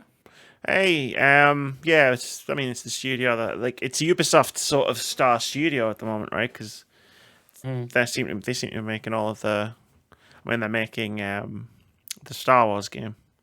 Yeah, true. I was going to call it Rebels. It's not Rebels. Outlaw? What's that Star Wars game called? Outlaws, isn't it? Star Wars Outlaws, isn't it? Star Wars. It's the one Ubisoft game I've seen recently that I was like, actually might... Outlaws. That looks like it might be my kind of thing. But yeah, no, the Division 3, like, I don't know, like, I've kind of just in general just like kind of bounced out of like live service games in general at this point. Like, which isn't a commentary on the quality of live service games. It's more just like what I've been like enjoying putting my time into. Oh, this is a game I won't be touching whatsoever. No offense to the fans of this game or anything like that, or this franchise. Like, it works for you, but now I'm like done with live service games in general. Basically, I won't be touching it. Like, yeah. So Yeah, same. Well, no, I don't know. I probably won't touch it. Like, but I don't see my like desire to play a live service game coming back beyond like, because there's a difference between a live service game and a multiplayer game, right? It's like, oh, like I'm probably not going to touch Destiny again, right? But I'll play Faz and Fall Guys and stuff. I feel like those are different. Even though, like, true. Can we pause if possible? Even though yeah, sure. Yeah, thank you. Crisis averted. Crisis averted, indeed. No doubt about it. Square Enix will upgrade all properties to AAA games to boost portfolio. Yeah, this is a news story from GameDeveloper.com written by Justin Carter. He writes, in the Q&A of a recent financial results briefing, Square Enix's Takashi Kiryu outlined plans to boost the developers' profitability. The recently minted president explained that his main goal will concern the company's HD games division that encompasses the likes of big AAA fare like Final Fantasy XVI. While recognizing the importance of creating wholly new properties, Kiryu expressed an interest in looking at Square Enix's back catalogue and seeing what could be, quote, upgraded, end quote, to the aforementioned AAA status. Using this nuanced approach, he hopes to, quote, establish greater depth to the layers of our portfolio, end quote. Well, I hope you have the right level of money to get back for the game, like compared to what you've done for all the other games and everything out there. This isn't a surprise. They've got a vast portfolio of games and everything, and untapped IP and everything. And if they've got ideas and everything, bring it on and everything. I'm always up for like bringing back something that hasn't been touched for a while and what I've played for a while. So go for it. And if they, we already like, there's obviously rumors like we've spoken about multiple times of like Final Fantasy IX's getting remade in some sort of way. Sure. We've heard rumors, I think, of like Final Fantasy X potentially of that, and I was like, oh, that would be pretty decent. I would love that because I have a special place for 10. And yeah. So, what are your thoughts? I'm curious. Yeah, I think sometimes it's easy to forget that Square Enix has a really deep back catalog. I mean, this does line up with what we've heard about Square Enix in the past few months, where they've been talking about focusing on like their big games, because they've had a pretty terrible time of it recently.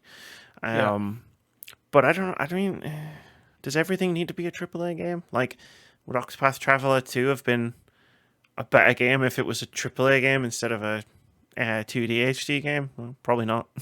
Like, that game was pretty great. Like, I don't know if they necessarily need to, like, if everything necessarily needs to be big AAA fare. Like, if I'm reading into what Kiryu is saying, which is they want to make more games like Final Fantasy 16 in that sort of like style with that sort of budget graphics and everything else, I'm guessing. And it's like, I don't know, like games, I don't know how to quite word this, even though I think like my entire YouTube video essay career has been trying to like drive towards this point where it's like games don't need to be anything more than what they are to be what they are. If you know what I mean, like I understand what you mean. Yeah. It's like it's trying to word it in a way that doesn't sound like I'm a fucking fortune cookie. No, I understand what you mean. Where it's like a game is what it is, and it doesn't need to be any more than that. Yeah, no doubt about that. It's usually they're trying to make it more than that weakens the game. Yeah. It's going to be interesting, no doubt about it, what they're going to do and everything. But another thing with Square Enix, I'm actually curious. I forgot to ask you this when we spoke about the state of play. So I'm glad just jogged my memory. Final Fantasy Rebirth. Apparently, it's a 3 or 4 month exclusive deal to PlayStation only. Okay. So I'm like, I was very surprised when I heard that. I was thinking, especially like we've heard nothing for Final Fantasy VII Remake going to Xbox yet. So if that's that, I'm curious, is Remix exclusive deal going to expire soon for them to be able to put it on Xbox? I haven't read this. Is this not just exclusivity towards PC? I'm not sure. Because it would make a lot of sense. can't because remember where I heard it from. because Final Fantasy VII Remake came out on PC last year, I think it was. So it would make a lot of sense if the exclusivity period for Rebirth was shorter but for PC. That would make a lot of sense. I can't see them releasing it on Xbox without releasing the first one. Yeah, the annoying thing is that I just cannot remember where I got that from. No, that's fair enough. I mean, we can theory craft and speculate about it if you want. Like because we talked about this a while ago when they talked about the closer partnership between Square Enix and Xbox. That I feel like they'll get Final Fantasy VII when the trilogy at some point after the trilogy is complete. There's like a complete collection. They'll just get all 3 games at once. Mm-hmm. Probably in Game Pass. Probably. But I will try and find out. If that's the case, then that is wild to me. That like it's only gonna like by the summer next year it'll be on Xbox. But I feel like that might just be a PC thing. I might be wrong, but I feel like that would just be it's coming to PC a lot sooner because the first one's on PC. They've got a lot of fans on PC who are loving the game. It's like strike while the iron's hot kind of thing. Yeah, true. No doubt. I will try and figure out where I heard that from. But yeah, no, it's.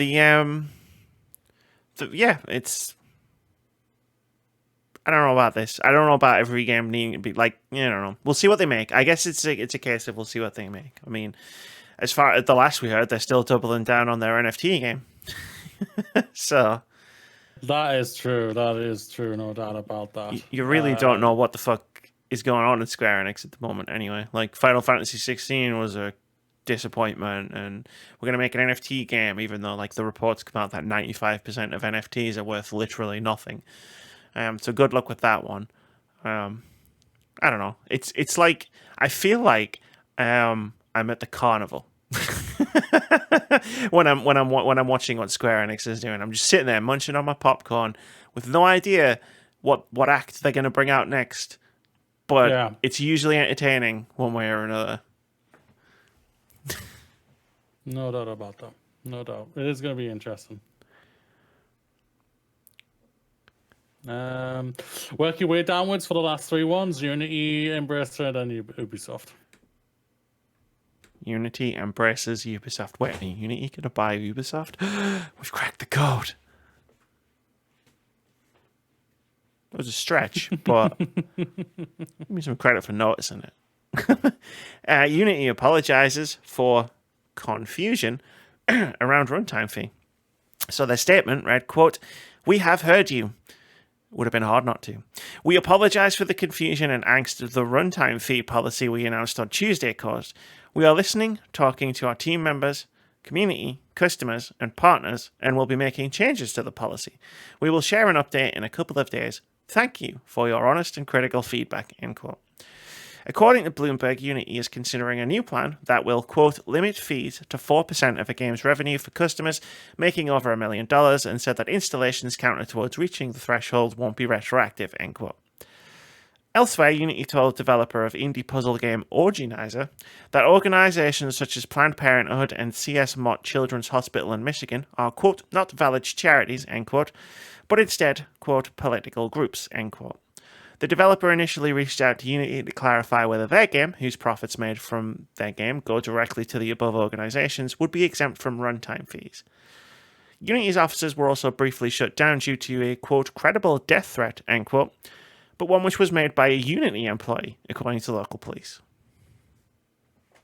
Been a wild week. It has, no doubt about it. Unity, like, I stand by what I said last week that they will roll back all of this, and like at the end of the day, like I've seen on online for a ton of developers literally like say, "Fuck you, you've lost us. We're going somewhere else," and everything like that. We ain't gonna touch you anymore because you're just a corporate shill of what you used to be and everything like that. So it's like, yeah, it's not surprising, but I do believe they'll fully They've got to. They can't not retract all of this. We talked at length about this last week. So I don't want to like retread too much old ground. I am enjoying the sentiment of developers and development studios like ditching Unity to move to a different engine. irregardless of what Unity do next, because as I said last week when we talked about this, that's the right move at this point. Like, Unity will walk this all the way back. Don't reward them for it. Like, obviously, games that are in development, like any sort of like decent like depth of development right now, obviously they can't do anything without massive investment of time and money. You know, you're stuck, unfortunately. But if anyone's like spinning up a new game, go do it on a different engine. A lot. What I've been really heartened by is how many game developers are sharing different like tutorials that they've been making for different engines to like get people up to speed and stuff. It's like it's that old thing of like game developers like coming together as their own little community to help each other. Yeah, we do. Which is always nice to see. But no, the thing that you address with Unity's like statement here is like the confusion aspect, where it's like what was the direct quote? We apologize for the confusion. It's like there was no confusion. You were very clear about what you were trying to do. No one was confused. That's why you had such a backlash. Yeah, so like we've heard like people from inside like in Unity like developers were like saying this is a stupid fucking idea, we were trying to stop this and everything. I heard that was on Twitter and everything from people who work at Uni or who now formally work at Uni or have like handed in the notice and everything. Like apparently they've had like hundreds of notices handed in and everything, so which is not a surprise whatsoever, because they're just like, yo, you're fucking with us by doing this type of thing. It's like, and you're fucking with an industry that we care about. We'll go somewhere else type of thing. But yeah. Well, this whole thing has come down to, it's something we didn't really mention last week because, to be quite honest, I forgot about it in the maelstrom of everything else that was happening. This whole thing kind of happened because of, so last year, and I remember talking about this on the podcast, I don't think you were there, when Unity bought Iron Source. And the reason it was a thing on the podcast was because one of the things, it's an ad platform. Iron Source is an ad platform. But one of the things that it was known for, or is known for, is that it was also a malware installer, which is why it was a big deal last year.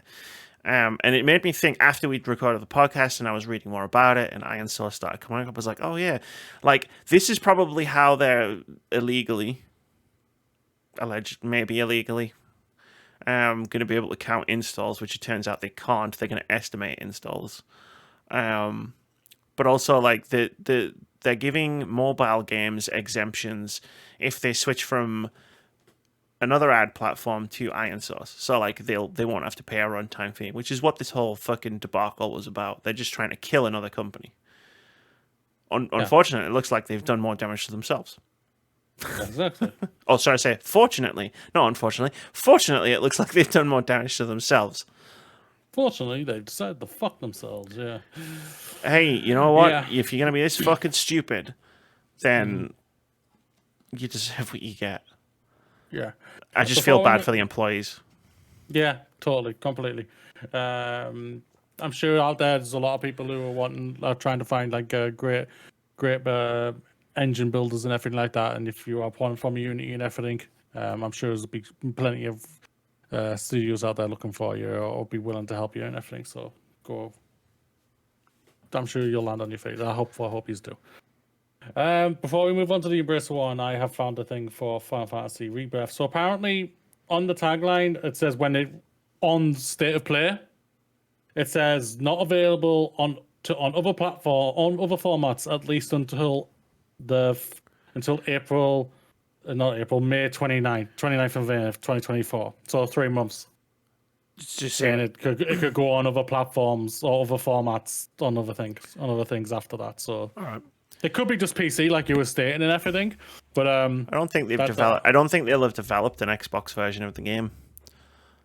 We don't know. At the end of the day, could have. Hey, you know what? Maybe we'll see a big blowout. We'll get both games on Xbox. Sounds interesting.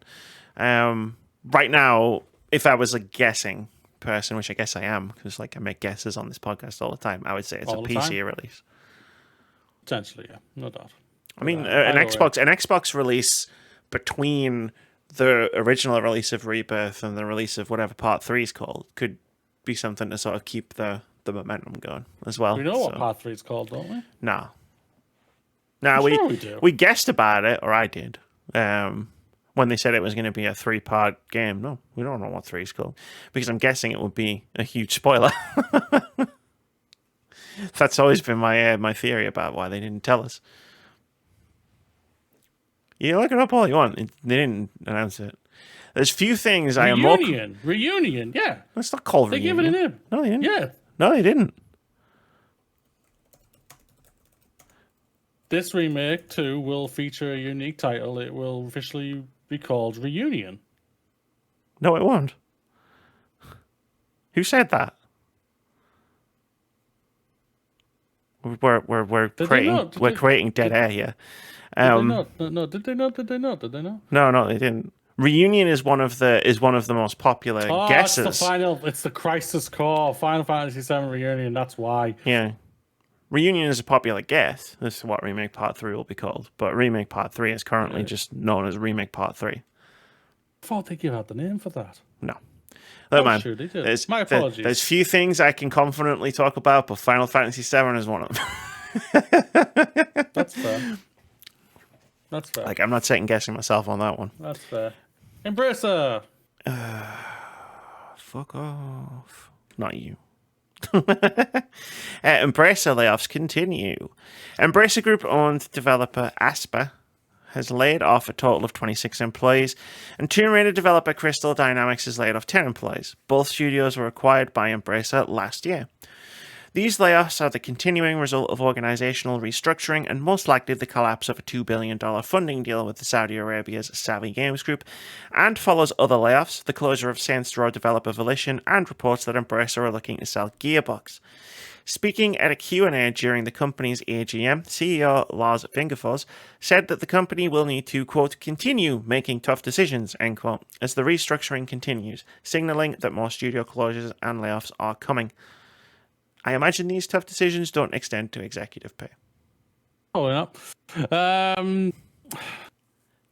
Sucks to fucking hear that I was right. What I said, last week or 2 weeks ago, when they were talking about Saints Row developer being Volition getting closed. And yeah, it is. It's like, it's going to continue, and it sucks, and I hate to see this.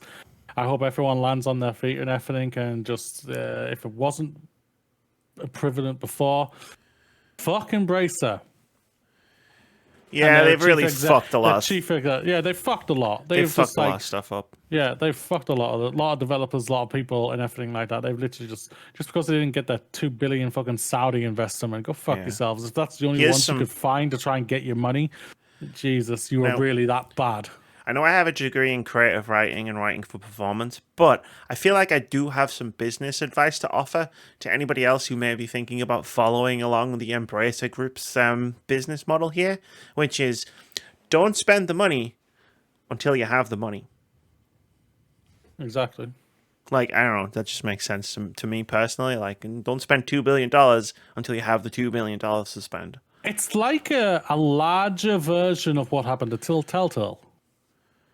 Telltale were going and going and going, but always just finding that little bit of money to keep themselves going, and they were expecting to get a deal through so they could continue obviously doing Walking Dead, the final Walking Dead, and whatever else they had down the pipeline.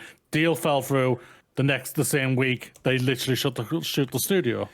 If I remember, that's how vaguely went, I believe. Yeah. So this is kind of like the same type of thing. Embracer spending money that they don't have, gobbling up all these studios, all this IP and everything, and now because they've not been able to land a big deal, they now have to fucking rearrange and sack, close, fire a ton of fucking people, and people are losing their livelihoods because of this. And it's just like, what is it with this absolute mismanagement of things these days? Like the manager, like it's an absolute load of shit. It really is mismanagement of studios and everything that we're just seeing out there. Like I'll bring it now. Phil Spencer freaking is lucky that he's kind of getting away with it because he's under Microsoft. He's under a $2 trillion company who can help him be able to restructure it and everything, could get things in back into place and whatnot, where he doesn't have to close studios, but they've still had to fire a ton of fucking staff and everything for this, which sucks either way. And then you've got Embracer it's just, it sucks to hear the people who have lost their jobs and everything, and it's just like fucking hell. The industry, so that's why I always come back to is like, well, is this industry in a crisis? Yeah, in some sort, it's in like some sort of crisis in when it comes to jobs and everything, because there's just not enough jobs out there, or people are just not that there's no people are just go on. And again, outsider perspective, there's no talent pipeline going into the industry.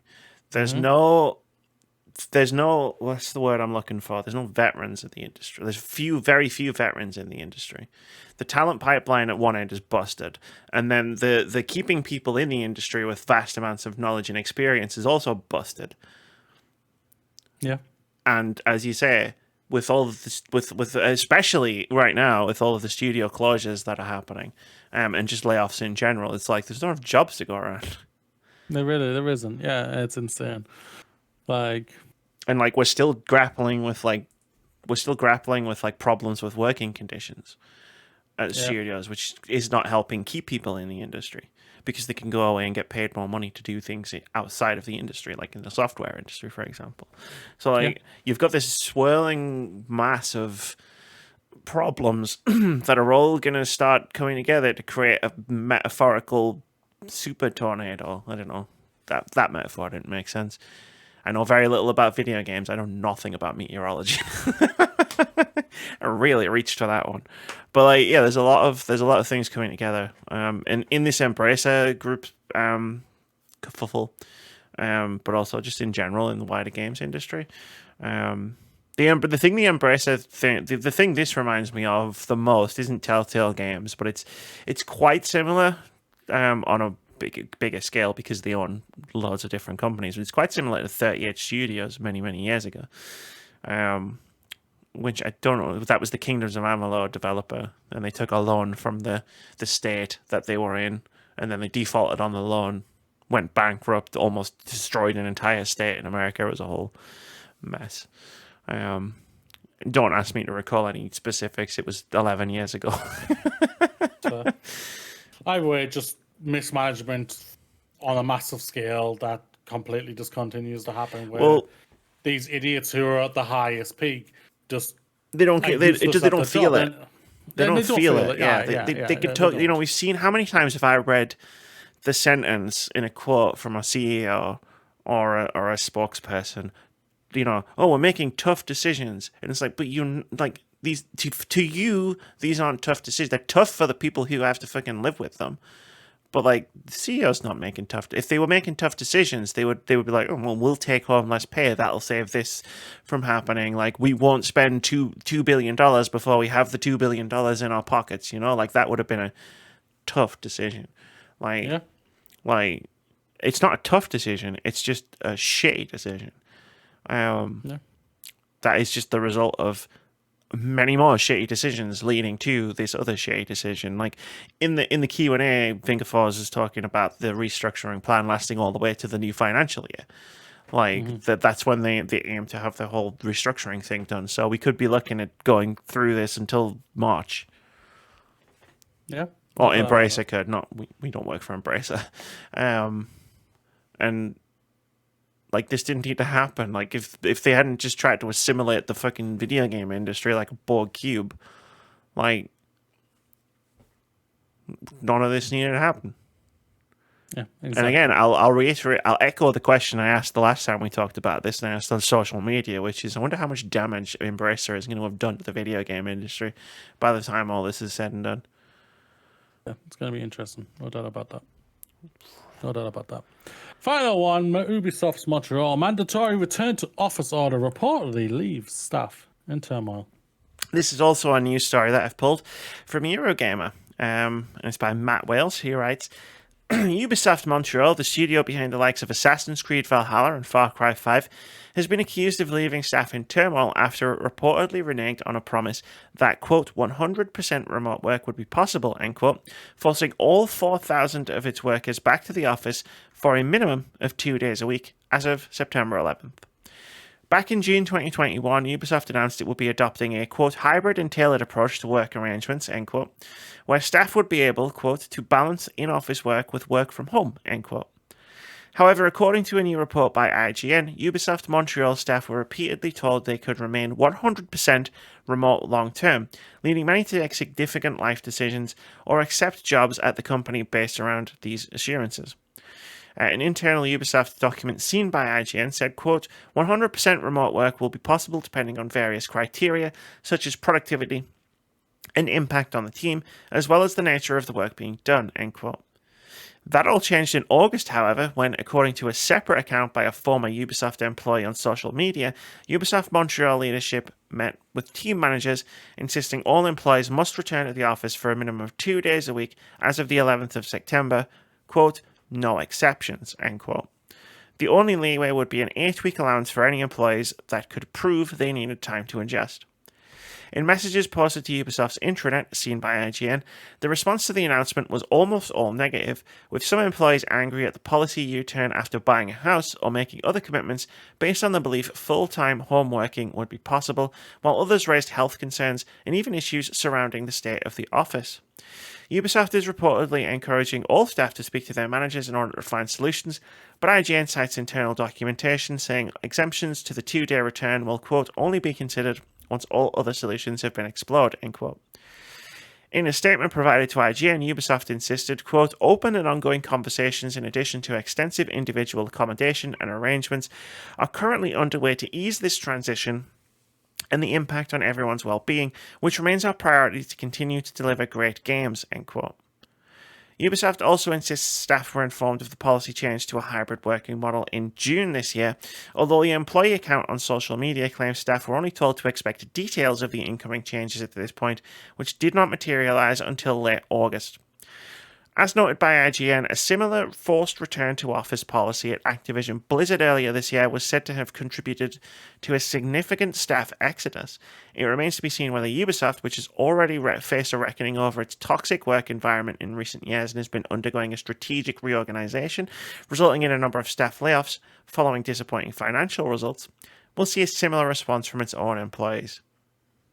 First of all, the thing where Ubisoft sent the memo out, we talked, and I mentioned this on Discord, where they talked about their great bringing everyone back together for their great office culture.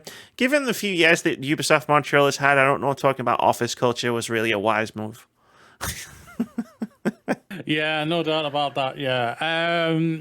So full disclosure, I work a hybrid schedule when it comes to me for work and everything, and it works for me. And like for me to come down to the place I'm working at and everything, I did have to relocate and everything like that. But I was willing to do that. Sure, it was but in everything. When you took the job, it was a hybrid job. Yeah. I'm just clarifying. Yeah. Yeah. Don't know why you put it in because I hadn't finished. I was trying to get to another point and you've disrupted me and everything like that. So for me, I was willing to do that because obviously I knew everything what was. Like during the interview process, I asked, am I able to work from home or and everything like that? No, they said it was a hybrid thing and whatnot. And I went, okay, cool. But again, I was willing to move and everything like that for me. For everyone here and everything, when you get told one thing and then and something else gets told another thing, it's just a slap in the face. It really is to anyone and whatnot. Like especially when they're told like it can be 100%. Yeah, 100% fully remote, and now you're reneging on that for some weird reason, for some whatever reason, just because it's like 9 times out of 10 it is just because the company, to what I can tell, the company just wants control. More than anything, they want more control to be able to like. It's not like they don't want to give too much control to the staff of like, yo, we employ you, so get off your fat ass and come to work type of thing, type of model. And what we've seen, like all the idiots who argue against this model and whatnot, go with like, and it's just it's crap and everything. For me, I'm not the 100% on a remote working. Like I'm mixed on it. Like I prefer probably more being in the office than I am being at home and everything, but being at home obviously is very helpful for me for certain things of like, I've got just a new puppy and everything. She needs to be, at least someone has to be with her in some sort of way and whatnot. And it's just a lot more easier for be able to do stuff and whatnot and schedule things around for my life and everything. But for everyone else, it's like who are Ubisoft Montreal, it's like they've moved away. Like it's stated in the article, they've moved away because it's cheaper, it's simpler for them.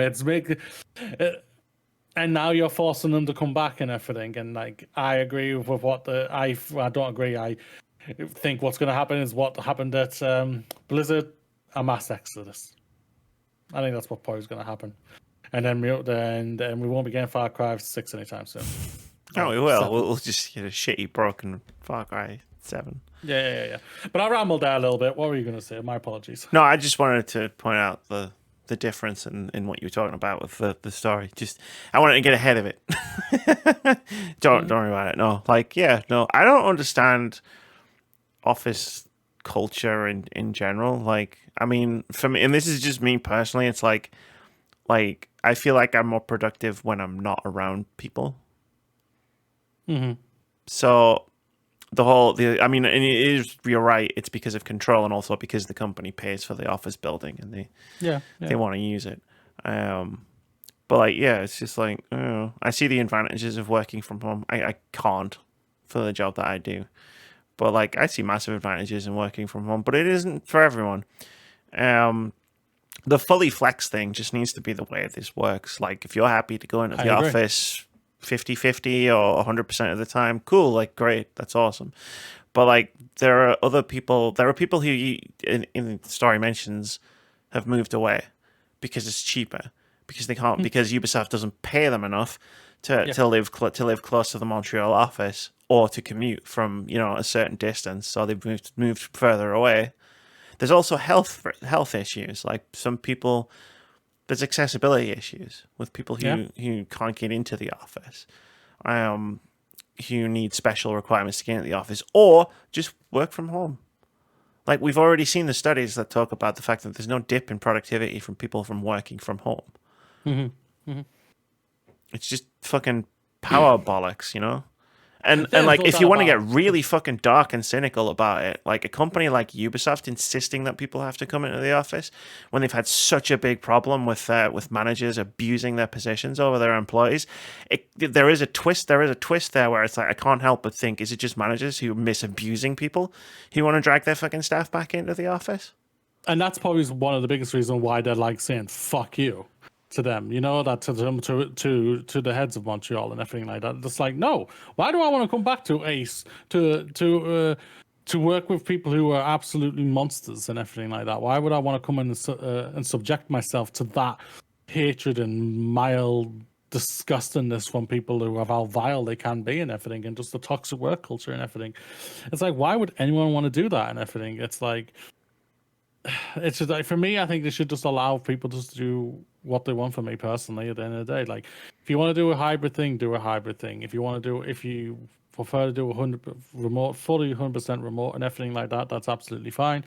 If you want to come in 100% in the office, that's absolutely fine and everything like that. But the main thing, Ubisoft, is what we've been shouting from the fucking roof since the whole thing dropped a few years ago. Sort out your toxic fucking work culture. You need to. That's at the end of the day. I think you would have had less of a fight back against this. If not as less, I think people would still cry havoc with. Yeah. But still cry havoc with it. But I think the backlash wouldn't be as much from it, because if you had a great working culture, I think people would want to come in and say, "Oh, hi." We're back to the office. Yeah. Come in and see people and everything like that. I can come instead of just doing it like how we chat and everything like that and whatnot. It's like, I could there's no doubt about it, I believe that probably would have happened and everything, but now, because of you haven't fixed your work culture, you've still got evil people who are the heads of these studios and whatnot, and you're just like, why would anyone want to? Why would anyone want to? It's wild to me that the games industry, in terms of Ubisoft specifically here, spent all of this time and money and resources to create an infrastructure to allow people to continue to keep working on video games during lockdown, during the heights of the pandemic, which is still going. But and then just want to bin it all because they want people to be in the office. And it's like, it's the one size fits all approach that would really piss me off, where it's like, it's not the same for everybody, you know? Like, everybody's going to respond differently. Like, some people will work better in the office. Some people will work better at home. Some people will work better on a hybrid thing. It's like, instead of trying to force everyone to do the thing that you think is the best thing to do, like, work with people to get the best out of them. Again, creative writing and writing for performance degree. But there's some business advice, and I don't know, it sounds pretty okay to me. Or if you can't do that, give them a competitive wage and where they're able to afford to be working close to you. Well, if you can't get the best out of people, I would suggest maybe closing the shop. But also pay them. Pay them a more competitive wage. Pay them more money. That'll do the job. Or Moody, do you want to hear a really radical idea? Truly out there. Both of those things. And for the heck of it, throw in a 4-day work week. 4-day work weeks are great. I'm on a 4-day work week. Like, I went from a 5-day work week to a 4-day work week, and like all the things they tell you about how good it is for like your mental health is 100% accurate. Yeah, like that's what I did at PlayStation. It was absolutely amazing. 4 days off, 4 days there, 4 days off. It was absolutely brilliant. So lines are 4 and 3 because it's like just the 1 week, but like getting that extra day off and just being able to like dedicate a day to like doing all the things I need to do, right? Like tidy and clean and whatnot, and then like having still having 2 days. It's fucking mind-boggling, like how much of a difference it makes. It really does. It really, really does. Fix your shit, Ubisoft. Should we move on? We're out of news stories. I don't know if this happens very often. I think we've not fully knocked them all down before Moody for a long, long time. Truly shone in Moody's time to shine this week. Shine bright like a diamond. Shine bright like a diamond. Rihanna, Beyonce. Yeah, Rihanna. I don't know anything about pop music. But it's not a Rihanna time. It's what's happening next week time. Amy. Not a lot. Streams and stuff. I still don't know what I'm streaming on Friday night, like this week. So I don't even fucking clue what I'm streaming next week. I'm gonna make a decision very close to starting time. I'll state this on this episode for you. Mm-hmm. You're not sure what to play. Yes? Oh no. What now? I've already played Bramble. I'm not asking about playing something that I've helped create. Oh, good, because the only other game I could remember was the horse game, and I was like, I don't have that. It's also small land. What were you going to say? You have a code for that. You have a code for that, and I know you do. I sent it to you. Sorry, I'm going through a tunnel. Why don't I buy you a game, Amy? What? I'll buy you a game. Oh, I know what he's going to do. I can't. No. I know what you're going to say. What am I going to say, Amy? I know what you're going to say. Oh, The Expanse, all the episodes are out now. Because I got a fucking email about it. All the episodes are out, and I thought he's going to do it. Sometime on this podcast, he's gonna do the thing where he's going to be like, you should play it, all the episodes are out. I'll let you know tomorrow. That is. The offer is there. Okie dokie. Okie dokie. How much is it? I think it's 30 quid. We'll talk. There are games coming out next week. I almost said this week. This week's over. There are a couple of games coming out next week. Miniko's Night Market and Cocoon. Both cool looking indie games. Both coming day and date to Game Pass, I think. And yeah, we'll talk about more of those in our next section, because they're going to come up in our next section, which is OpenCritic Head-To-Head, which is the game we play every week where we try to guess the OpenCritic average of upcoming games. Whoever guesses closest to the score gets a point, and if you manage to guess the score correctly, you get 2 points. Last week, we tried to guess the OpenCritic average of a couple of games. Did you just update that? Yes. Yeah. I was like, I was sure I didn't have Yeah. a number And there. Cocoon is coming to Game Pass. It just got announced yesterday, along with Lamplighters League. Yeah, Cocoon, they talked about it coming to Game Pass at whatever we called E3. Looks like my Xbox is getting dust off. Play it on your PlayStation just to really take the piss. Play not PlayStation, sorry, play it on your PC just to really take the piss. That's fair. Yeah, sorry. So last week we tried to guess the OpenCritic average of 2 games. The first one was Party Animals. Party game of some kind. I guessed it would get a 69. Moody guessed it would get an 80. And at the time of recording, Party Animals has an OpenCritic average of 76, which gives Moody a point. Also tried to guess the OpenCritic average of Payday 3. Ow, my knee just cracked. I guessed it would get a 75. Moody guessed it would get a 76. And at the time of recording, Payday 3 has an OpenCritic average of 69. Did you make a joke last week about guessing 69 for Payday 3? Or am I just hallucinating? I think it was a different game. Different game. Okay. Well, we got a point each. So, Amy 30, Mooney's 24. Plenty of time left. Lots of games to come. Oh, it's mixed on Steam. October's going to really throw a lot of points into this game.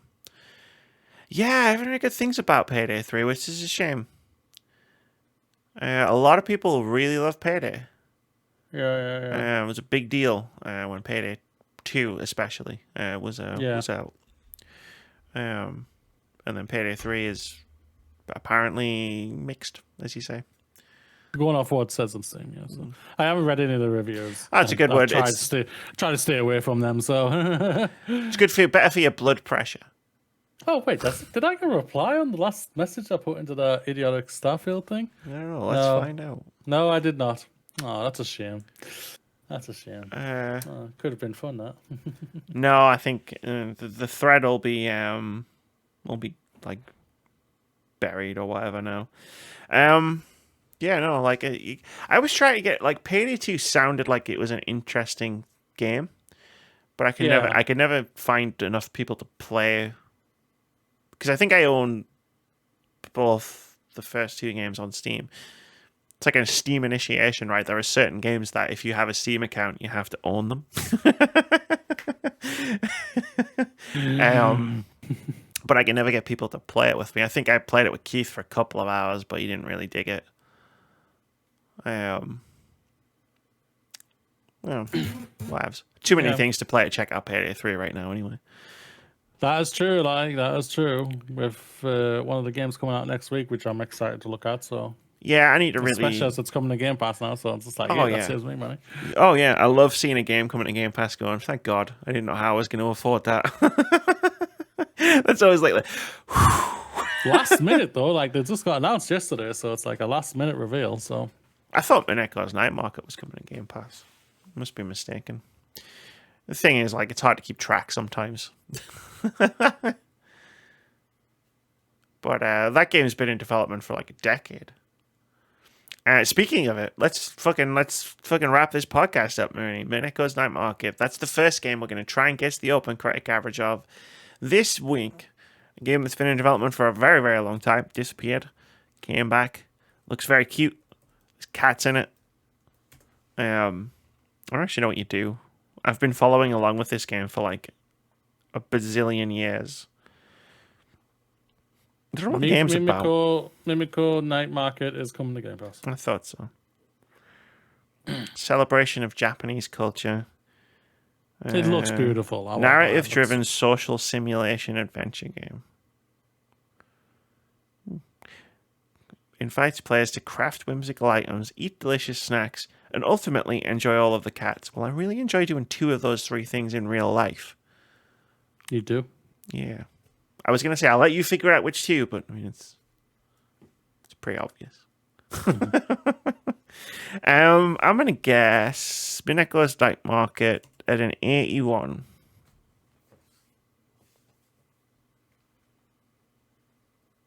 Even though I don't know what you do in the game or what it's about. 79.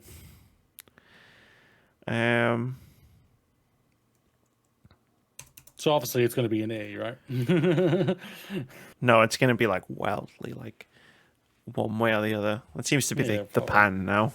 Yeah. We've been, I don't know if you've noticed, but we've been missing like quite spectacularly with a lot of games recently.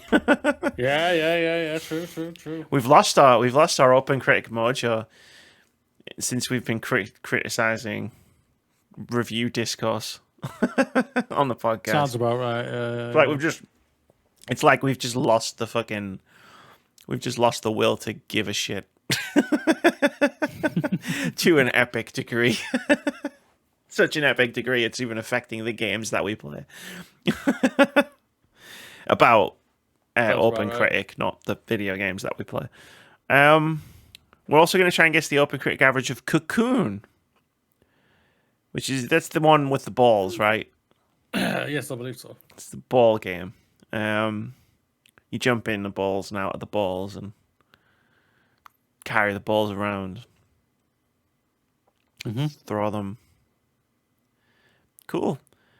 There's an obvious joke that I could make here for OpenCritic Head-To-Head. I'm not kidding. But I wanted to acknowledge that it exists. It's there, and I know it's there. But I think I'm going to go 84 for Cocoon. Well, I guess they'd be cocoons, not balls. Balls is funnier to say, though. That's probably why the game's called Cocoon. Potentially, yeah. Maybe. Yeah.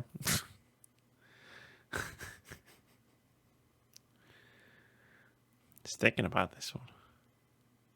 I think this game looks awesome. Yeah, The look of concentration. This game looks awesome. I won't lie. Like, just from the visuals, just from what we've seen ourselves, for me, I'm like high. Like, I'm high when it comes to the number of here. Okay. But when it comes to fucking what the critics are like, you're just like, fuck's sakes. Even though they come out and say, oh, it's an 8 out of 10, it's a good score. Like, yeah, but I want a higher so I can get the higher average, Come on, like, guys, it's all about the algorithms, you know that. It'll be like that viewfinder review I found. I was like, it's the most impressive game in years, 8 out of 10.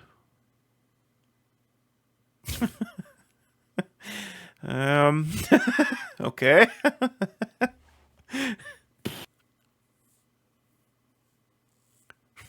I've never said. Actually, it's rare to find a review that does read like a Steam review. Where you get those negative reviews where it's like it's okay, and they played like 10,000 hours. It's kind of like that review I found about that. 83. Oh, he's gone. He's embraced his cynical side. You hate to see it. I went with my gut. He's embraced. My heart says like high 80s. We need to fix this for next week, Mooney. We can't have you embracing your pessimism. That's not good. It's not good. We need you to be soaring with optimism. Like me, sitting down to watch his State of Play last week, still hoping to see Hollow Knight. Even though I know damn fine well that I was never going to see Hollow Knight. Oh, they're changing engines, Amy. They're moving over. They're porting that right now. That game's... It's like, sorry, we're going to be delayed by 5 years while we port the game anytime fucking soon. to Godot. They're porting that over to Unreal or something like that. Do it. That would be hilarious. I'll wait another 5 years. I've waited this long.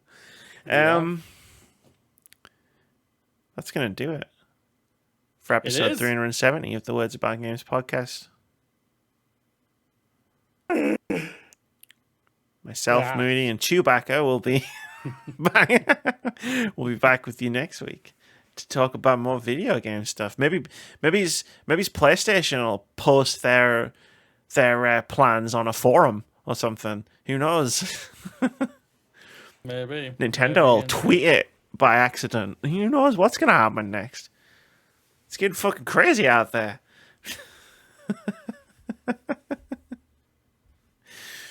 I did always say, well, like throughout the Microsoft Activision Blizzard trial, like, hey, you get lots of information out of these trials. I didn't expect this to happen, though. They just gave you it. It's like that. It's like that old meme. They just tweeted it. It's like they just put it there for us to see.